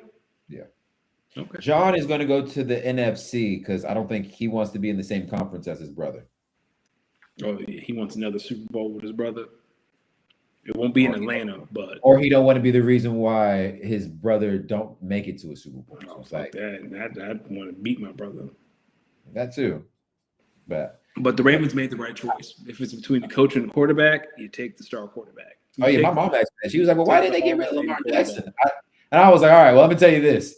You ever heard that saying? It's cheaper to keep her. Same thing with these players. It makes more sense to keep the player, fire the coach." Now, the interesting thing is Lamar has no more guaranteed money on his contract. You're going to have to give him a new deal, and it's going to have to be top of the market. Are they going to do that? Wait, Lamar's a free agent this year? No, he has 2 years left on his deal, but he has no more guaranteed money on his deal. So they can release him officially. They can trade him or release him and not have to. Yeah, I'm pretty sure. I know he doesn't have any more guaranteed money. I don't know what the cap hit is if he's traded. But what if they say like, "Yo, Lamar, we want to bring you back, but we also don't know who's going to be our coach." So, well, whatever coach they hire was probably going to take the job because of Lamar Jackson. So then you want reassurances that he'll be there. Yeah. So what's this? 2026. Yeah, it's a dead cap hit of $86 million. Oh yeah, Lamar will be there. Yeah, he will be there. And then potential out is next year. But yeah, I don't think he has any more guaranteed money on his contract. Bam said John Harbaugh is not a leader of men. Ask Ed Reed. Hey, you're licking my jacket, you freaky boy. That's hello. He's talking about his dog for those on the audio adventure. Bam said he would want Flores, Saleh, or Bieniemy. I don't know about Saleh. I think there's a little fraud in Saleh. He done got y'all excited. All right, I'll take Bob Saleh over Eric Bieniemy. I can just tell you, take Bob Saleh. I would take that, but his defense is not what y'all think it is. Now watch they go shut down Philadelphia Sunday, but I'll still stand by. Listen, here's the thing. I was watching Hard Knocks because I've been watching the end season Hard Knocks, and they just got to the episode. I'm on episode like 2 or 3, whatever episode they were covering that Eagles-Chargers game. Oh, I haven't watched it. I'm glad they didn't play like the audio from like what they were saying on the side, like anyone except BG. They were Brandon Graham during the game, but it was mostly during the good parts. I want to hear what they were saying during the bad parts, during some of the picks. Well, I just know someone at that sideline had to have said, "Well, what the hell are you looking at?" I saw a clip from. It was after the Chargers game. It was this not because I think the finale is tonight. Apparently, last week's episode, someone did the Commanders game. It's Jalen in meeting room with the other quarterbacks and the quarterback's coach, and he looks at the quarterback's coach. He's pretty much like, yo, we gotta get this shit together like right now. Like, what the fuck are we doing? Who said that? Jalen says it. Like the QB coach and Jalen are talking, and the QB coach is kind of like, I really don't care what's going on right now. We need to get this together. And Jalen's like, yeah, we really need to get this shit together. It's hey man, it's Kevin Patullo. Everyone who watched that Eagles game Sunday, it's Kevin. Yo, y'all, here's the thing. If there's one thing about the Eagles, y'all just need a scapegoat. Honestly, y'all should just I think Nick Sirianni should just create an offensive position, name somebody to that position who does not exist so they can blame everything on this imaginary person. And I bet you have Sirianni has gotten to pick his offensive coordinator, the offense has sucked. Every time Howie and Jeffrey go get him an OC, they go to the Super Bowl. Every other year. Kellen Moore was only there for 1 year? Yeah, Kellen Moore is only there for 1 year. Listen, Nick Sirianni, create an offensive coordinator type position and fill it with an imaginary person, and tell the Philadelphia media that this person has an offensive consultant role and helping game plan with the offensive coordinator. I almost guarantee you will split the hate between Kevin Patullo and this new guy. Another banger from Ross Tucker on Sunday. 2 third downs. He said it live. It's like, what kind of play call is this? And then they came back from break, and he gets on the prompter and is like, yeah, look at these routes. I don't know what Tanner McKee is supposed to do. How many weeks have we said, man, I don't know what Jalen's supposed to do in that play? It's the play caller, man. Wait, I think I was watching the Saints Bucks game, not the Saints Falcons game, and the Falcons had like a pick six, and the announcer was like, Falcons like, they keep running the double slants. How many times you're gonna keep running double slants and not thinking someone's gonna pick it off? He was like, look at the corner right here. He sees a little bit of a slant. He doesn't even go with his man. He just straight books it this way. Easy pick six. So yeah, that's what I'm saying. Listen, Kevin Patullo is not the problem. Maybe the current Super Bowl MVP is the problem. Is that what you're about to say? Yeah. Okay. Maybe. All right. I'll talk about that. But then again, we're gonna see, because this weekend, ladies and gentlemen, here we are. Best weekend of football between college and the pros. The Final Four in football, in college, opening weekend of the NFL playoffs. Danny, let's get into these pick'ems. Do you believe in the keep pounding Panthers? No, I don't. Here's the thing. I think the Rams are going to win. I think it might be closer than people think. I don't. First game was in the rain. I don't. 34-17 Rams. How much? 34-17 Rams. Okay. Well, I'm gonna get back to Kyle and Eric Bieniemy.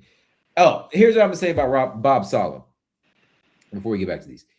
If you hire Bob Saleh, one, yes, make sure the owner isn't Woody Johnson. 3, also, you have to make sure the owner is not Jewish.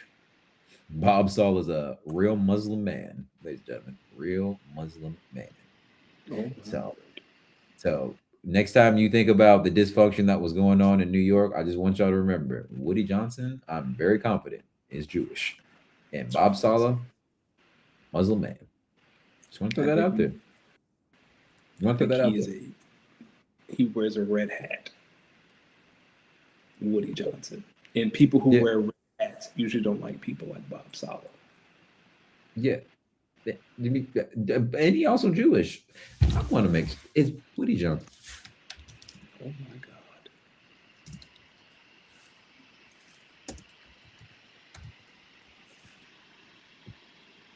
Oh. You know what? This is why you spread misinformation. Woody Johnson is not a Jewish man. Let's talk about this man in Chicago. He's not a Jewish man. Woody Johnson's not a Jewish man. Well, excuse me. Not a Jewish man. Excuse me. My bad, y'all. Hey, sometimes I'll be wrong. Woody Johnson, not a Jewish man. All right, so Bob Sala and Woody Johnson weren't beefing because one was Jewish and one was Muslim. These two motherfuckers just did not like each other. I was trying to give them a little oof. Listen, at least I'm not afraid to admit I was wrong. Misinformation. I probably should have Googled that one before I said it. I should have Googled that before I said it. Oops. I'm sorry if I offended any of my Jewish brothers and sisters. It's too late for that.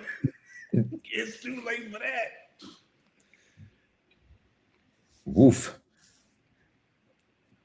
Kyle believes Packers Bears. Kyle said he believes in the keep pounding Panthers. I'm going to take the Rams 34-17. Woof. Kyle said in their ability to lose. He followed up that statement. Oh, and their ability to lose. Listen, well, I can tell you a team that doesn't have a Jewish owner, and that is the Green Bay Packers, because they don't have any owner, and they fly to Chicago to play the Bears. Who you taking, brother? This is my upset of the week. It doesn't matter who you're taking, brother. I'm taking the Packers. It doesn't matter who you're taking. Okay. Here I am picking the Packers. And it don't matter. I think the Bears are frauds. If they don't get turned, if Jordan Love doesn't start licking his lips during his 7-step drop, the Packers are fine. And you know what I'm talking. We've talked about it. When he started licking his lips. Why are we talking about licking lips? When Jordan Love lick his lips in the pocket, he about to do something stupid. No, brother, that's Jalen Hurts you're talking about. Don't mix Mike. No. No one has ever gotten a close-up of Jalen Hurts licking his lips in his drop back. Yo, Jordan I need y'all to go watch the second episode of Hard Knocks. And because y'all can see like the NFL Films version of some of them Jalen Hurts picks. Dog, they was so nasty. One of them, Smitty just fell down. Damn, that one sucked. Y'all have to look at the second and the third one. The third one to end the game. Listen. The third one to end the game, I was like, all right, dog. Actually, on second thought, who the fuck was this guy throwing it to? Absolutely. Like, he had a terrible game. But I knew it. That's what I knew. I went crazy. So okay. Kyle says D's not wrong though about why I was fired. Salah was fired a week after he wore a Palestine patch during the game. Yes, that's what I remember. He wore the Palestine patch, and I was like, that's when I did some research that Robert Salah is very. Yeah, let's go ahead and Google this one. Yes, Robert Salah is a Muslim of Lebanese descent and became the first Muslim head coach in NFL history. He grew, y'all, and this is where, if you know the 5%ers, what I'm about to say, bam, this going for you, because you live in Michigan, so you say. He grew up in Dearborn, Michigan. Do you know where, Philly and Detroit are like two of the biggest populations of 5%ers. I keep saying 5%ers. Muslims and 5%ers. Yes. I know I'm crazy though. But to Kyle's point, Woody Johnson's ethnicity or culture doesn't mean he couldn't fire Salah for non-football reasons. But you know what that does tell me though? That Bob, never mind. All right. Top 5 funniest conversations in the 202 episodes of this show. And there have been a lot of bangers. What's up, Jamie? Jamie, you guys don't have a show tonight, right? Fantasy is over. We don't have to be gone by 9:30, right?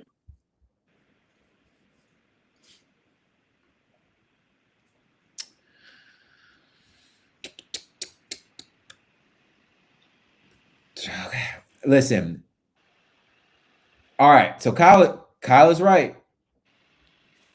Yo, bam. I be knowing what I'm talking about sometimes. Highest population of Muslims in the countries in Dearborn. Yo, I don't even know. Yo, he wore a Lebanese flag patch on his sleeve as part of the NFL's Heritage Program to honor his Lebanese ancestry. It's from Dearborn, Michigan. Are you kidding me? Bob. Okay, I'm gonna double the fuck down now. Woody Johnson may not have been Jewish, but I can tell you he saw Bob Saleh on sideline that day, which means you can only imagine what Bob Saleh was trying to do and say behind closed doors. And I know Woody Johnson is very he got a red hat. And he's very tied in on the political side. So yeah, to the public, nah, we firing you for football reasons, but you can't tell me Woody Johnson went behind closed doors like, if this motherfucker don't shut the fuck up about some goddamn Palestine and fucking coach fucking football. And Rob Saleh's like, football is one thing, but my people are suffering over here. And Woody Johnson's like, get a fucking first down, you fucking dumb dipshit. And he's probably like, well, yeah, my people, fuck football. And Woody Johnson's like, man, get the fuck out. I'll figure out something. Get the fuck out of here. I feel like that's probably what happened. So no, did he get fired for football reasons? I guess you can say so because the Jets the Jets then, same old Jets now. They suck. You know what they don't have now? They went from a Lebanese Muslim coach to a good old fashioned Southern boy.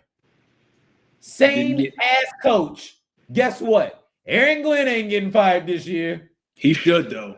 That one I wouldn't been mad at all. This is a team. This is a defensive minded coach. His defense doesn't get one interception all year. The whole year.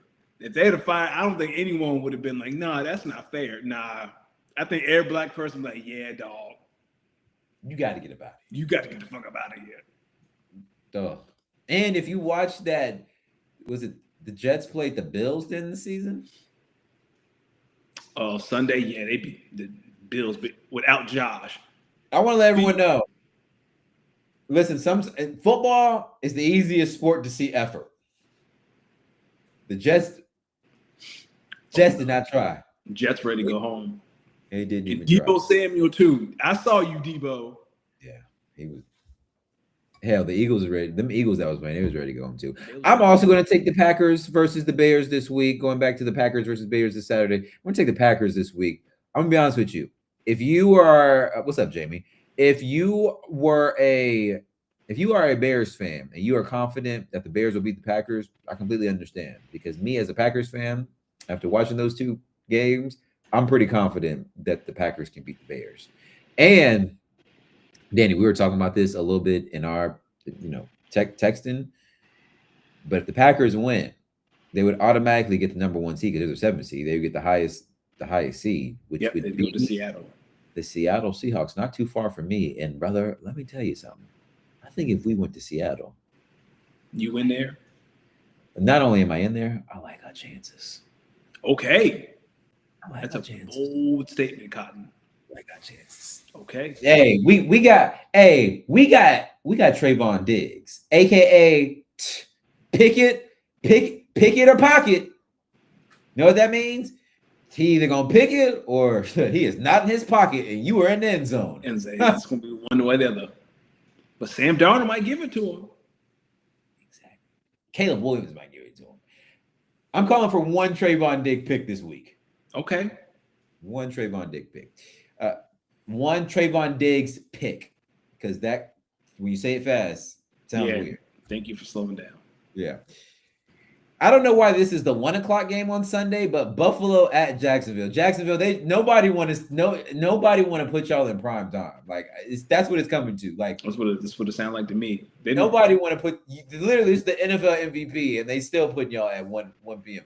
And this is Florida. They putting teams that play in Florida at 1 p.m. in January. You fucking kidding me? Who you got, brother? And the Bills are favored, by the way. And the Bills are. This is. The Bills' defense isn't good. Give me the Jags, man. Like we go. This time next week, we gonna have the Josh Allen conversation that we should have had last year. I don't know if we both should take the Jags because I don't think. Give me the Bills. Give me the Bills. All right. So do you think? Okay, I'll take the Bills. I'll take the Bills. Take the Bills. Listen. You got Josh Allen, reigning league MVP. Listen, Yeah, the Bills can't stop the run, but damn it, guess what? The Jags can't really run the ball. So hey, Trevor Lawrence, Josh Allen, give me Josh Allen. That's Give fair. me Josh Allen. Give me Josh Allen. Um, Niners versus Eagles. Danny, I know you're going with the Eagles. Talk to Yes. me about why the Eagles are going to win this game. I think so. The best thing about the 49ers is the offense. Best thing about the Eagles is the defense. We legit just saw, like, I think the top 3 defenses in the NFL are Seattle, Philly, Houston. We just saw what Seattle did to San Fran. I think San Fran leads the league in like yards after catch, so you need a team who tackles well. I think the Eagles are the best tackling team in the NFL. I don't think the 49ers are going to get that yak opportunity. Like Christian McCaffrey may make a play here or there. I think the offense can score 21 to 24 points on a team on their 4th and 5th linebacker. I think that week of rest helps. I think the Eagles win. And the 40, like, this isn't Kyle Shanahan's like zone, like outside zone running game that we're used to seeing. They cannot run the ball very well. Trent Williams has a hamstring. Cal said if the game was on Sunday, he would have played, so I'm assuming he's going to play, but he has a hamstring issue. George Kittle was banged up. Cal said if the game was on Sunday, he would play, so I'm assuming George Kittle is playing. But I think the Eagles linebackers, Coop is the best nickel corner in the NFL. I think that defense has more than enough to keep that offense at bay. Okay, honestly, I agree with everything you said. Here's where we disagree. For all the reasons that you just said, is all the reasons why I think the Niners are about to win this game. Let me tell you what I think is about to happen, ladies and gentlemen. I think the Eagles are going to get up on the Niners 10-0 early. I think the Eagles will be leading 10-0 from about quarter 1 to midway through quarter 3. I think just as the third quarter expires, Christian McCaffrey is going to score a touchdown, 10-7. Okay. And I think to start a few minutes into the 4th, the Eagles are going to kick a field goal, go up 17-10. I think the Niners are going to have a 13-7. 13-7, excuse me. All right, you're right, because my math is wrong. No, you're right, 13-7. Yeah, you're right. 13-7. Yeah, 13-7. So I think the Eagles are going to be up 13-7 going into the 4th quarter after Christian McCaffrey just scored in the 3rd quarter. I think as the Eagles as the Niners are driving to either tie it at 13 or take the lead at 14, they're going to throw a pick. Brock Purdy's going to throw a pick right near midfield. Eagles are going to run 2 run plays that aren't going to go anywhere. They're going to run a pass play. It's going to be incomplete. They're going to give the ball back to the Niners, who then go down to score a touchdown and win the game 14-13. That'd be heartbreaking. And I feel like we're going to come in a week from today and say, I cannot believe that the Eagles dominated time of possession, yards, and pretty much every other stat, and the Niners scored 2 touchdowns in the second half, and that was all they needed. And that would be very fitting of the Eagles season. I wouldn't be shocked about that. If we came in here and said that next week, I would not be shocked at all. Kyle said Bills and Jag is the early game because it's the only Sunday game with both teams from the East Coast. This motherfucker don't miss. Kyle doesn't don't miss. Makes perfect sense. Yeah, everything. Yeah. I mean, I guess. Yeah. I bet you San Fran was probably like, oh, you can't make us play the Eagles on the 10 a.m. body clock time. All they do is cry. All they do is whine. Here's the thing, though. If the Eagles win, I'm with Kyle. If the Eagles win this week, it's either wild card or Super Bowl. Like, y'all either going to lose this week or y'all are probably at bare minimum y'all make the NFC Championship game. If y'all win, who do y'all play? It'd be the Rams. The Rams are coming. No, it depends. So if y'all beat the Bears, you'd go to Seattle, and then the Rams would come to Philly. If y'all lose, we'd go to Chicago, and then the winner of Rams Panthers goes to Seattle. I mean, I ain't gonna say it yet, but I'm about to start looking at driving Yeah, times. I think y'all gonna win. Like That's it. Ben Johnson saying that little line about resting starters after he lost after playing his starters. That's all I need to know. That's all I need to know. Man, don't lose to Brock Purdy though. I'm gonna choose the Niners, so we're not picking the same team. And I do think that is Listen, how I do think if the Niners win, how I just laid it out would be how they win. But let's just say in a world where after this entire season of just locking shit down, if Vic Fangio's defense waited to the second week of January to give up a 30 burger, I tell mean, you right now. they've been got before though, right? The Bears got them on Black Friday. The Giants got them on Thursday Night Football. Like this defense isn't like they're gettable. Like if that outside zone start working, and Vic got to play odd fronts, or he got to bring an extra safety down, oh, it could get nasty. Yikes. But I don't think it will. Jalen Carter is healthy. He wasn't healthy during that Bears game. Yeah. Now, these next two games, I'm gonna be honest with you. These are ones I don't think a lot of people. I don't feel like the TV networks were rushing to pick one. I think everybody was rushing to Green Bay versus Chicago. That was the one that everyone was like needed because that's the prime game. Prime got that one right, and I bet you they had first dibs on it too. They should. Yeah, I bet you they had like first dibs, and I bet you who's hosting the Super Bowl? NBC. Chris, NBC has it's in the Bay, but NBC has it. Yeah, and so I think they got the last choice. Yeah, they got the last choice, which is why they got the Chargers and the New England. Nobody wants that. Yo, it is so obvious nobody be giving a fuck about the Chargers. The only time they get primetime games are it's always versus Kansas City or versus Pittsburgh. Yep. Here's the thing though. The Justin Herbert agenda, yeah, man. Every time we see Justin Herbert in the playoffs, what we see? Flop. It's gonna be on Sunday Night Football. Give me the Patriots. Oof. Yeah, this Justin is a top 5 QB. Okay, sure. I'm with you, man. Listen, Drake May. Listen, anyone whose nickname is their name tells me all I need to know. That brother is white to y'all, but in that locker room, that is a Negro. Do you think he wins MVP or do you think it goes to Stafford? Oof. I think it goes to Stafford because I think a lot of the voters are going to say Drake May is 1, too young, and 2, I think a lot of the voters are going to say it doesn't make sense that Matthew Stafford has a Super Bowl championship and not at least one MVP. I'll say they give it to Matt Stafford because they'll say Drake May's schedule was very easy. I'm interested. It's also this guy had like a 46-8 touchdown to interception ratio. It's not like you want to Drake. They may give it to Drake. I wouldn't be mad either way. I am interested to see what he looks like in the playoffs of next year. All right. It was hard. And last one, do you think CJ Stroud retires Aaron Rodgers? Yes. Woo! I think that Houston defense. I said Seattle, Philly, and Houston have the best defenses in the league. I will say this. It's not often that I see defenses where every week I feel bad for the opposing QB. And like Texas, one of those. Texas defense is like one of those that if you're playing someone in fantasy, you hope that their best player is playing the Texans because you know they ain't getting that shit off. It's almost like offense block defense. Yeah.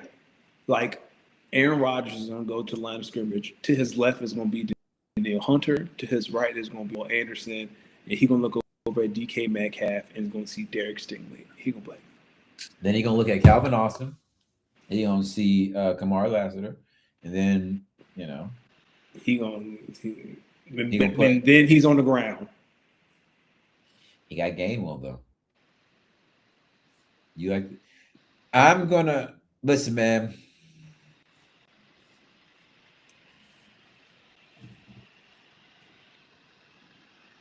Whew. This could be the swing game. Do I take the Steelers? I'm only up by 1. Aaron, I love you, brother, but I got to go with the Texans, brother. Prove me wrong, Aaron. Prove me wrong. If that happens, that means Houston would go to New England, right? Yeah, Houston. That's what now we cooking. Houston, New England in the divisional round. Now we talking. Houston, New England, and then what? It'd be You well, have yeah. well If Buffalo wins, it'd be Buffalo at Denver. Oh, yeah, Buffalo at Denver, and it would still be Houston and New England. Yeah, Kyle said Justin Herbert's playoff completion percentage is 52%. Come on, dog. Let him shit the bed in front of America. I can't wait. That's gonna be the biggest hate watch of the year for me. What's funny to me is that every time the Chargers play, which I know they'll do it this time as well, they'll get into that segment where they're talking about how much Jim Harbaugh loves Justin Herbert. You know, show him hitting the shoulder pads. Yeah, and here's the thing: when the Chargers are winning, that be fly. But when they proceed to lose the game after y'all show that, I'd be like, "Well, the fuck, you doing a whole lot of and they lose the game. It ain't working, brother." They lose the game in the most ridiculous fashion, like that Jags game, like that Texans game. They just lose in the most horrific way. What happened in the Texans game? Remember last year? So he only threw like one pick all year, and then last year, and then he went in and threw like 3 or 4. Yeah, no sir. Bo Nix, I didn't know Bo. Think about Denver is like that offensive line and that defense cover up all Bo Nix mistakes. It's like, Bo, we just need 3 plays, dog. That's it. Give us 3 plays, and we're okay. And this worked. Jalen Hurts 66.8% completion percentage. All I know is when there's one on the calendar, one show up. Yeah, because usually, I mean, they not actually do much. When the calendar switched to one show up. That's all. But Kyle, let him know about JL Tendo and how he gets busy. People be forgetting outside of that. That Eagles game was an anomaly. That Eagles game was an anomaly. He was licking his lips all afternoon last year. But see, what's funny is everyone keeps talking about that, but the Rams next week found out the same thing that Philly. I mean, same thing that the Packers did. Yeah, 1,000%. The saddest part is, out of all the defenses that played the Eagles in the postseason, the Packers defense played the best. It was the Packers offense, which is basically in Kelly Green uniforms that day. So we'll see. Like I said, they could turn around and lose to San Francisco Sunday, and I wouldn't be shocked. Yeah. All right. Well, Thursday and Friday, we got the college football playoff. What did you think? First off, Indiana put belt ass over Alabama. I was so ashamed to come in here and yell the Roll Tide. I can't even, you know what I mean? Oregon belt ass on Texas Tech. They didn't even score a point. Shame on them. What was the other one? Ole Miss. That Ole Miss game. Okay, that was the craziest one because I went to go DJ and that game was at like 12-0 or something like that. Like it was a random weird score, but UGA was very up. Like Georgia's better. So then I was like, all right, well, shit. All right, I'm gonna go move and shake a little bit. I come back to the game. Ole Miss is getting ready to kick the game-winning field goal. So then I'm like confused. What the fuck just happened in between? So then I go back and watch the game. UGA, I just know your stomach hurt after that one. That's one that'll make you sick. What are we doing? Like, I think the bye week is I mean, other than Indiana, everyone who had a bye week lost. Like, I really feel like there's something to be said about, was it 6 weeks between games? Here's what we need to do. The college football playoff should be played in a home team stadium up until the national championship game. That's, you know what I'm saying? Yeah. And we should let the bowls be bowls for teams that didn't make the college football playoff and reward some of these really good seasons that teams had who didn't make the playoff. So you're saying fewer bowls. I'm saying the semifinals and the quarterfinals and semifinals shouldn't be bowl games. They should just be played on campus. Oh, okay. So it's not the Rose Bowl, it's just the quarterfinals. And the Rose Bowl here for a team who didn't make it. Gotcha. Yeah, and like the Rose Bowl should just be the best. That's the problem. There's no more Pac-12. Yeah, the Rose Bowl used to mean something, but that's not here. We don't get paid to figure it out. I can get down with that. I just feel like there shouldn't be such a large gap, right? It should be championship weekend, break, and then let's get break, and then football playoffs with your buys. So you get 2 weeks of rest compared to 6. I think you only need 1 week of rest. So you're saying championship weekend, and then the next weekend the playoffs start? Because I think some teams need a week to plan moving out to schedule. Because it's not easy. Like if JMU only had a week to figure out how to get to Oregon, that might be a problem. Okay, well, make it 10 days. Make it 12 days. Yeah, but it shouldn't be like a month. All I'm saying is Ohio State, they got belt to ass a little bit. Indiana, they put belt to ass, but I will let everyone know Coach Signetti 100% reached out to Nick Saban and asked him, how did you coach during the long buys during your tenure? 100%. Which is good for him. That's what you're supposed to do. He also used to work for Nick Saban, by the way. I want everyone, do you not think it's weird that, let's see, Miami, Oregon, everyone except Ole Miss has a head coach that used to be a Nick Saban. The former head coach was a Nick Saban. Was a disciple. Something to be said about Nick Saban, man. He the godfather of college football. Everyone's basically, hey, Nick Saban will come in here and fix it. Let me tell y'all something. Nick Saban is one Kalen DeBoer decision away from having to take over as acting head coach of the Alabama Crimson Tide. Correct. I'm sure Caleb wish he would have took that Michigan job. It was right there. I think if Kalen DeBoer could go back in time, he would have stayed at Washington and then take the Michigan job. Yeah. Yeah. But apparently Saban just didn't want to do it no more, brother. That Alabama job takes its toll, man, because all they expect national championships every year. As they should. But at the same time, it's like, all right, yes, they expect national championships as they should. You know what they don't expect? They don't expect Indiana to just punk you from start to finish. We've talked about this. Indiana has ruined college football for the other big name programs.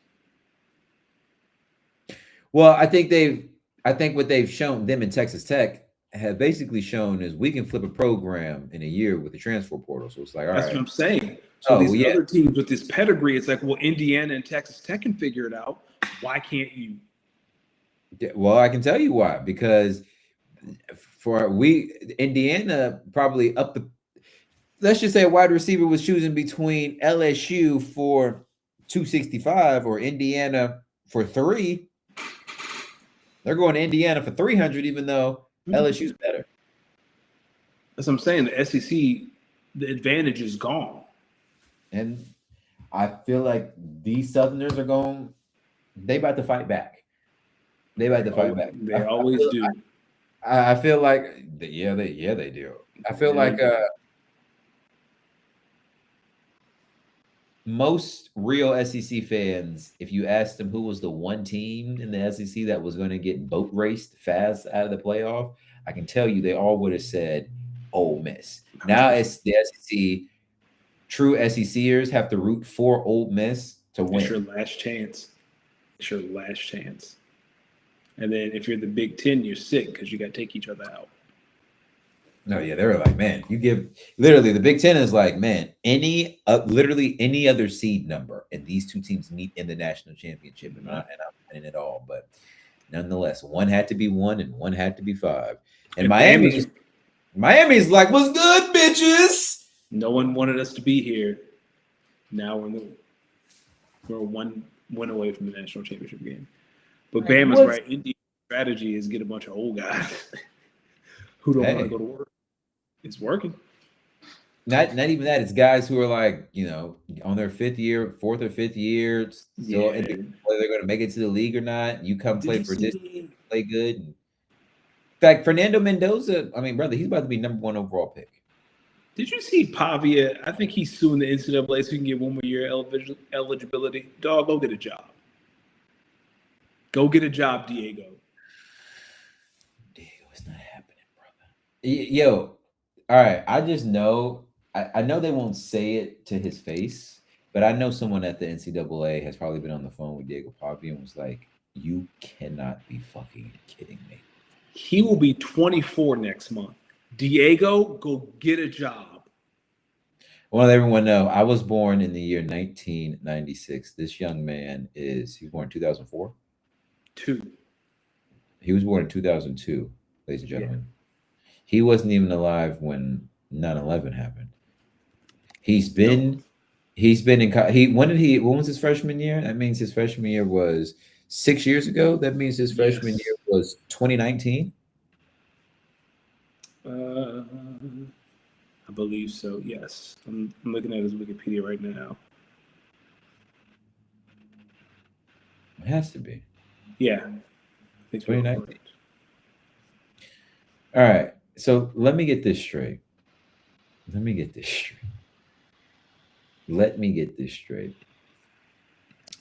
I was 1 year removed from school when this guy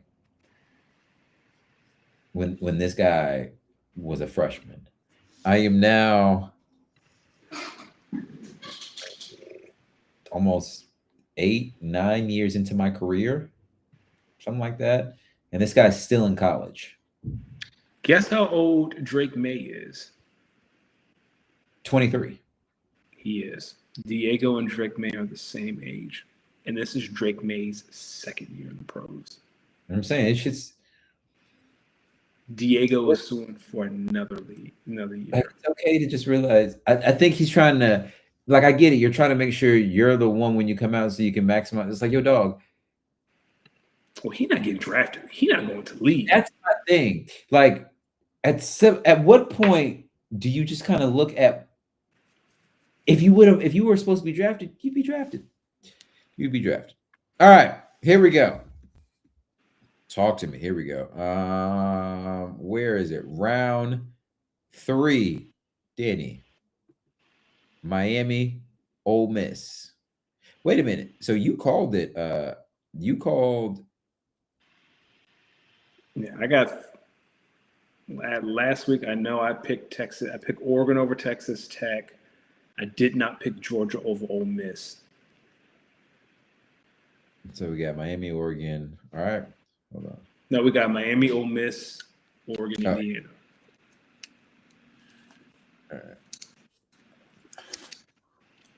All right. Danny, who you like? Miami, Ole Miss. Give me Miami. Let's keep this. Hey, man, let's keep Michael Irvin on the sideline doing coke.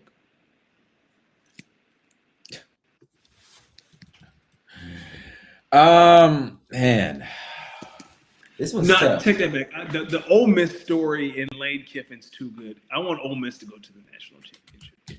Okay, I like it. All right, well, let's go. I'm an ACC here. I'll take Miami. Fuck it. All about the you. I don't know. Here we go. Oregon, Indiana. This is the game. This is the rematch. I believe Indiana won the first match. They did in Eugene, by the way. Yeah. It was like 30 to 20. Yeah, but I remember the quarterback for Oregon looked real shaky. Give me Indiana. Indiana got after them. They played good, fundamental team football. Give me Indiana.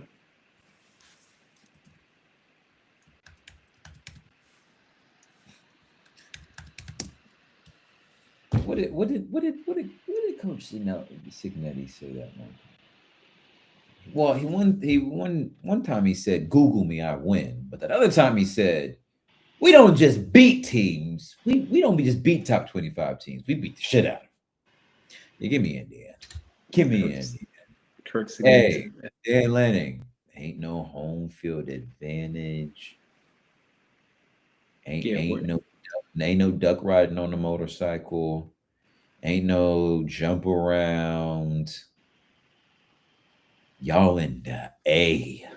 And last time I checked, geographically speaking, a little easier to fly from Indianapolis to Atlanta than it is to fly from Portland to Atlanta or Eugene. But I think y'all are gonna have to drive up to Portland to fly out of PDX. But y'all could actually no, y'all probably flying from Eugene, private plane, flying from Eugene straight to Atlanta, right?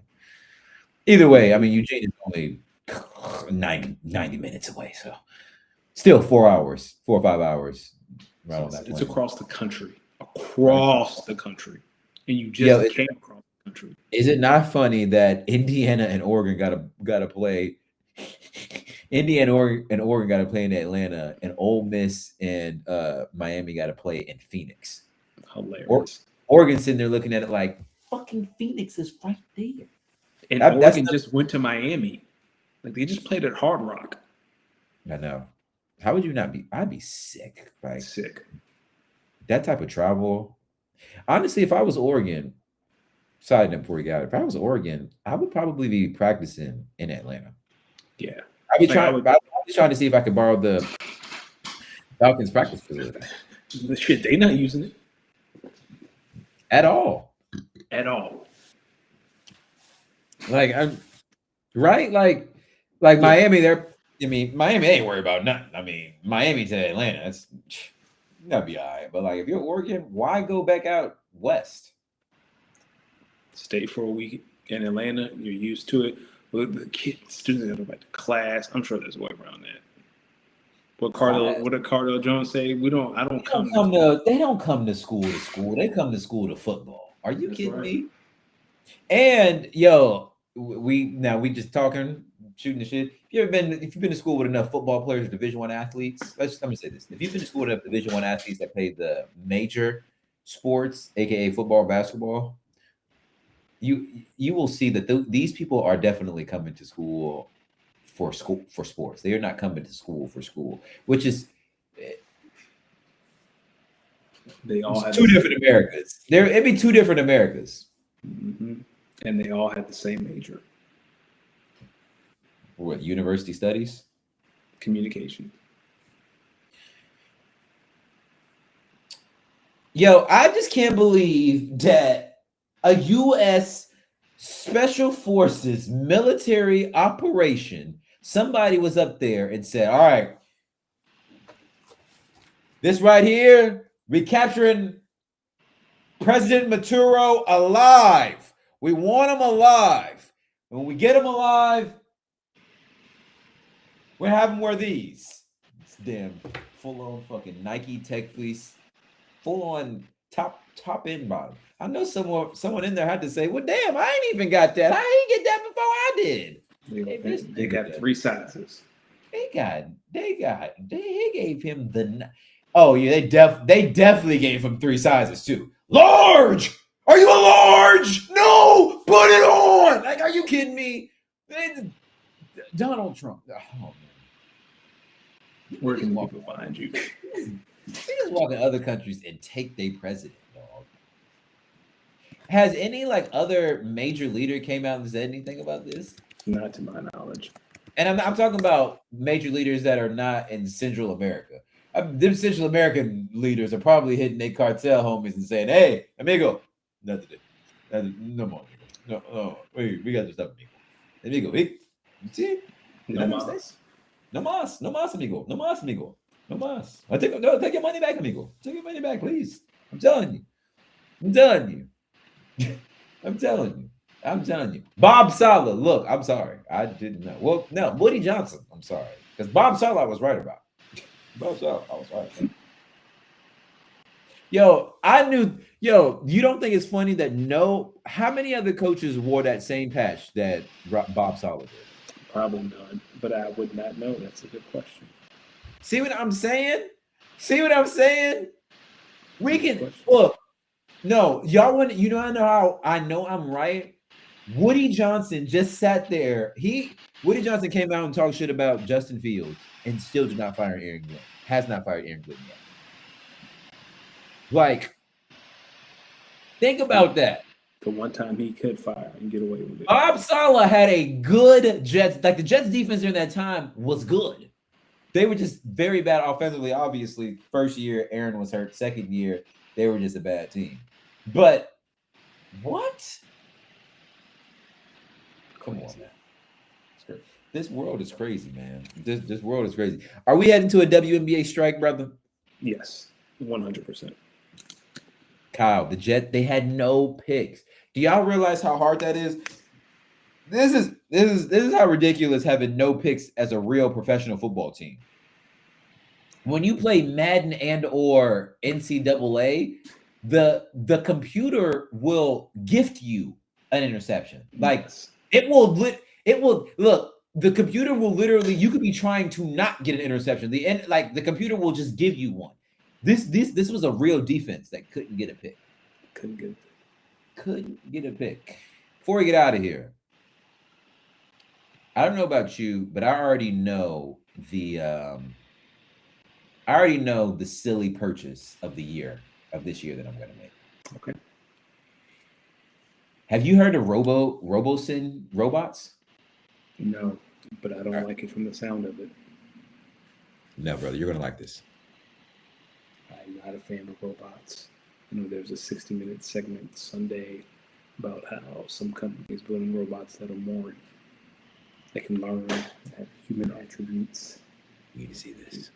So it's a company called RoboSins. They make like these mini robot toys. Okay. And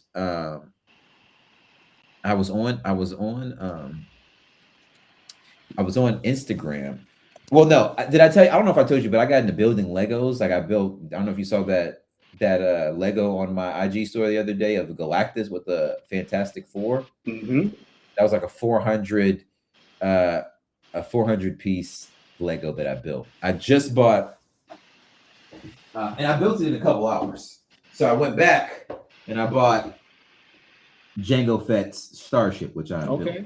So I'm working on that. But somewhere in my algorithm, Instagram noticed that I was liking these like pristine action figures, and because I've been collecting the Pop Funkos. Remember So Instagram shows me an ad for RoboGen Robotics, and I'm watching what I thought was a remote control like toy, but these toys are like Transformers. One's like a Buzz Lightyear, but it's like I'm thinking it's like a remote control toy because it looks so real. I'm going to show you something. Okay. So I'm going to play you something, brother.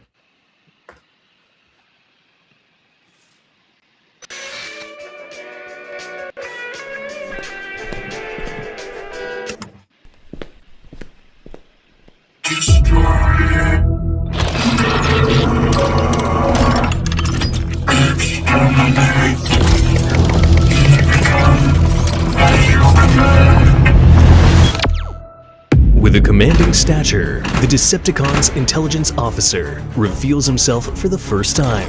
RoboSen makes the impossible real again with the world's first fully auto-converting soundwave. Standing at Megatron's side, the loyal communications lieutenant is officially back on duty. So I'm seeing this, and I was like, all right, so it's a toy it's a Transformers type toy that, transforms on its own. What's fly about this? My nigga. This video don't even do it. Like, this video is going to... I'm on the website now. I'm looking at it now. Dog. Look, listen, this ain't even the fly one. Let me tell you the real one. Let me tell you this is not the one. This one is the one. My G. Listen, all right. Will they play the video? Where's the video? Dog. This was the one that I was like, all right. I am Megatron, leader of the Decepticons. The archenemy is here. Oh, Introducing the world's first auto-converting Decepticon robots, Megatron by RoboSen. Designed with a modern aesthetic and supervised by Takara Tomy Japan. all right. Megatron stands at 21 inches tall, featuring more than 45. So I'm seeing this. This Megatron was the one I saw, and I was like, yo, dog, where's the remote control? Danny, there is no remote control. This is it. Like, you can tell that it takes verbal commands. It has an app too, which you can get it to do all the commands. But Kyle, here's another thing. Why does Megatron's voice sound so messed up? That's because this is the original Megatron from the cartoon in the 80s. Here's what I'll say. No, before you finish it, because I know where you're about to go. So I see this. Then I was like, all right, well, what other ones they got? So then I see this one, Buzz Lightyear. And I said, well, hold on. How fly is the Buzz Lightyear? The Buzz Lightyear go crazy. I said, all right. It's clear. RoboSen, these little shits is fire. Not these little. So what you think? First thing I look at. All right, well, what's the price? Yeah, I'm looking at the price right now. So the cheapest one is like $700-800. That Megatron one, like $1,300-1400. That Soundwave one, $1,400. Here's the thing: the Soundwave one is also when it transforms back into that box. That's like a Bluetooth speaker. It also has a recording feature where you can record yourself, and it also has like a cassette tape opener for the Remember I don't know if you watched Transformers growing up, the cassette tape box. Yeah. It has the possibility for one of those in the future. So then I'm sitting there and I'm looking at that Soundwave or that Megatron, and I'm sitting here like, all right. Now, my mom always said there are no such things as stupid purchases, but this would be a stupid purchase. Yes. And I'm gonna be honest with you. I am fully with it. You cannot tell, yo, dog. The Megatron one, like, you could be in your house. Thank you. Oh, Grimlock. That was the other one. Thank you, Bam. Let me show you the Grimlock. Because they also had an Optimus Prime one. I see them. Have you ever seen Small Soldiers? Yes. I love that movie growing up. Yeah. I love that. That is not fiction. That is a warning. Brother, let me tell you something. You got to see them when they, like, you can tell them, you could be like, Megatron, move forward, and he'll take some steps forward. You should see the steps. He ain't gonna come get you. He is not gonna come get you. It's all sweet till he transforms at 3 a.m. and you don't know who the fuck it is. Nah, I mean, you still got to turn it on and off, so it's not okay. Danny, I mean, you cannot be telling me at your big age you believe. Yes, I do at my big age. All right, but even like, yes. Oh, that's the other thing. So you could put them in like sync or like battle or whatever mode, like sync mode. Because it has an app too. So you'll go on the app and you can like sync your little action figures. So then like you could make it to where like if you had the Optimus Prime and the Megatron and you link them up and you could have them like battle and you would sit them down and these two would. Okay, now that's cool. That's brother. I gotta look this. That's why I'm saying this because this is the actual company's website. So they're just kind of showing you like the features. My G, just Google RoboGen and it'll start popping up. You start watching like the reviewers do shit with them, and I was like, nah, I could. It's like one of those. I don't know. It's like one of those toys and one of those things you can get. It's like, nah, I could just fuck around. Like I'm shooting this shit in my crib. Yeah. Like I'm thinking about it now. Yo, imagine me getting. All right. Don't call Peter or I'm gonna find you. Imagine me getting the Megatron one and putting him in the tank mode and just chasing Hendrix around. And then when Hendrix goes sniff him, having him transform. You going? Because dogs don't be knowing what the fuck is going on. It'll just be barking. Oh man, I don't know. But for 1,400, I don't know. That's one of those purchases you got to make. You can't tell your parents. No, Hey, ma, that's what it is. don't worry about it. Yo, last question before I let you get out of here. You get a $1,400 toy like that, and you go over to the family function for like the reunion, and your nieces and nephews like, oh, I want to play with that toy. Can I play with that toy? You'd be like, all right, I'll let you see it, but you don't let me. No, I wouldn't. It's show not it. a toy. Then you gotta just show it to them real quick, show them what it can do, and you have them transform back up, and then you. How long do you think you could walk around with that thing just as like a safe keep before one of them kids is like, no, you gonna let me play with this damn toy or Nah, it'd be in the trunk. I lock that motherfucker up in the trunk. $1,400? Nah, dog. You not touching it. 1,400? Nah. It's going in the trunk. It made me realize, yo, there are some people. I understand now fully why some Lego sets are kept up, locked up. Yeah. 100%. Dog, when I went to that Lego store, they had motherfucking Legos for like $250 and up. Yeah. I'm like, yeah, I'm talking thousands of pieces. I'm like, yo, dog, I mean, this bitch over here is 700 pieces, and I ain't even started it yet. Yo, black people, we got to do better at our time gauging.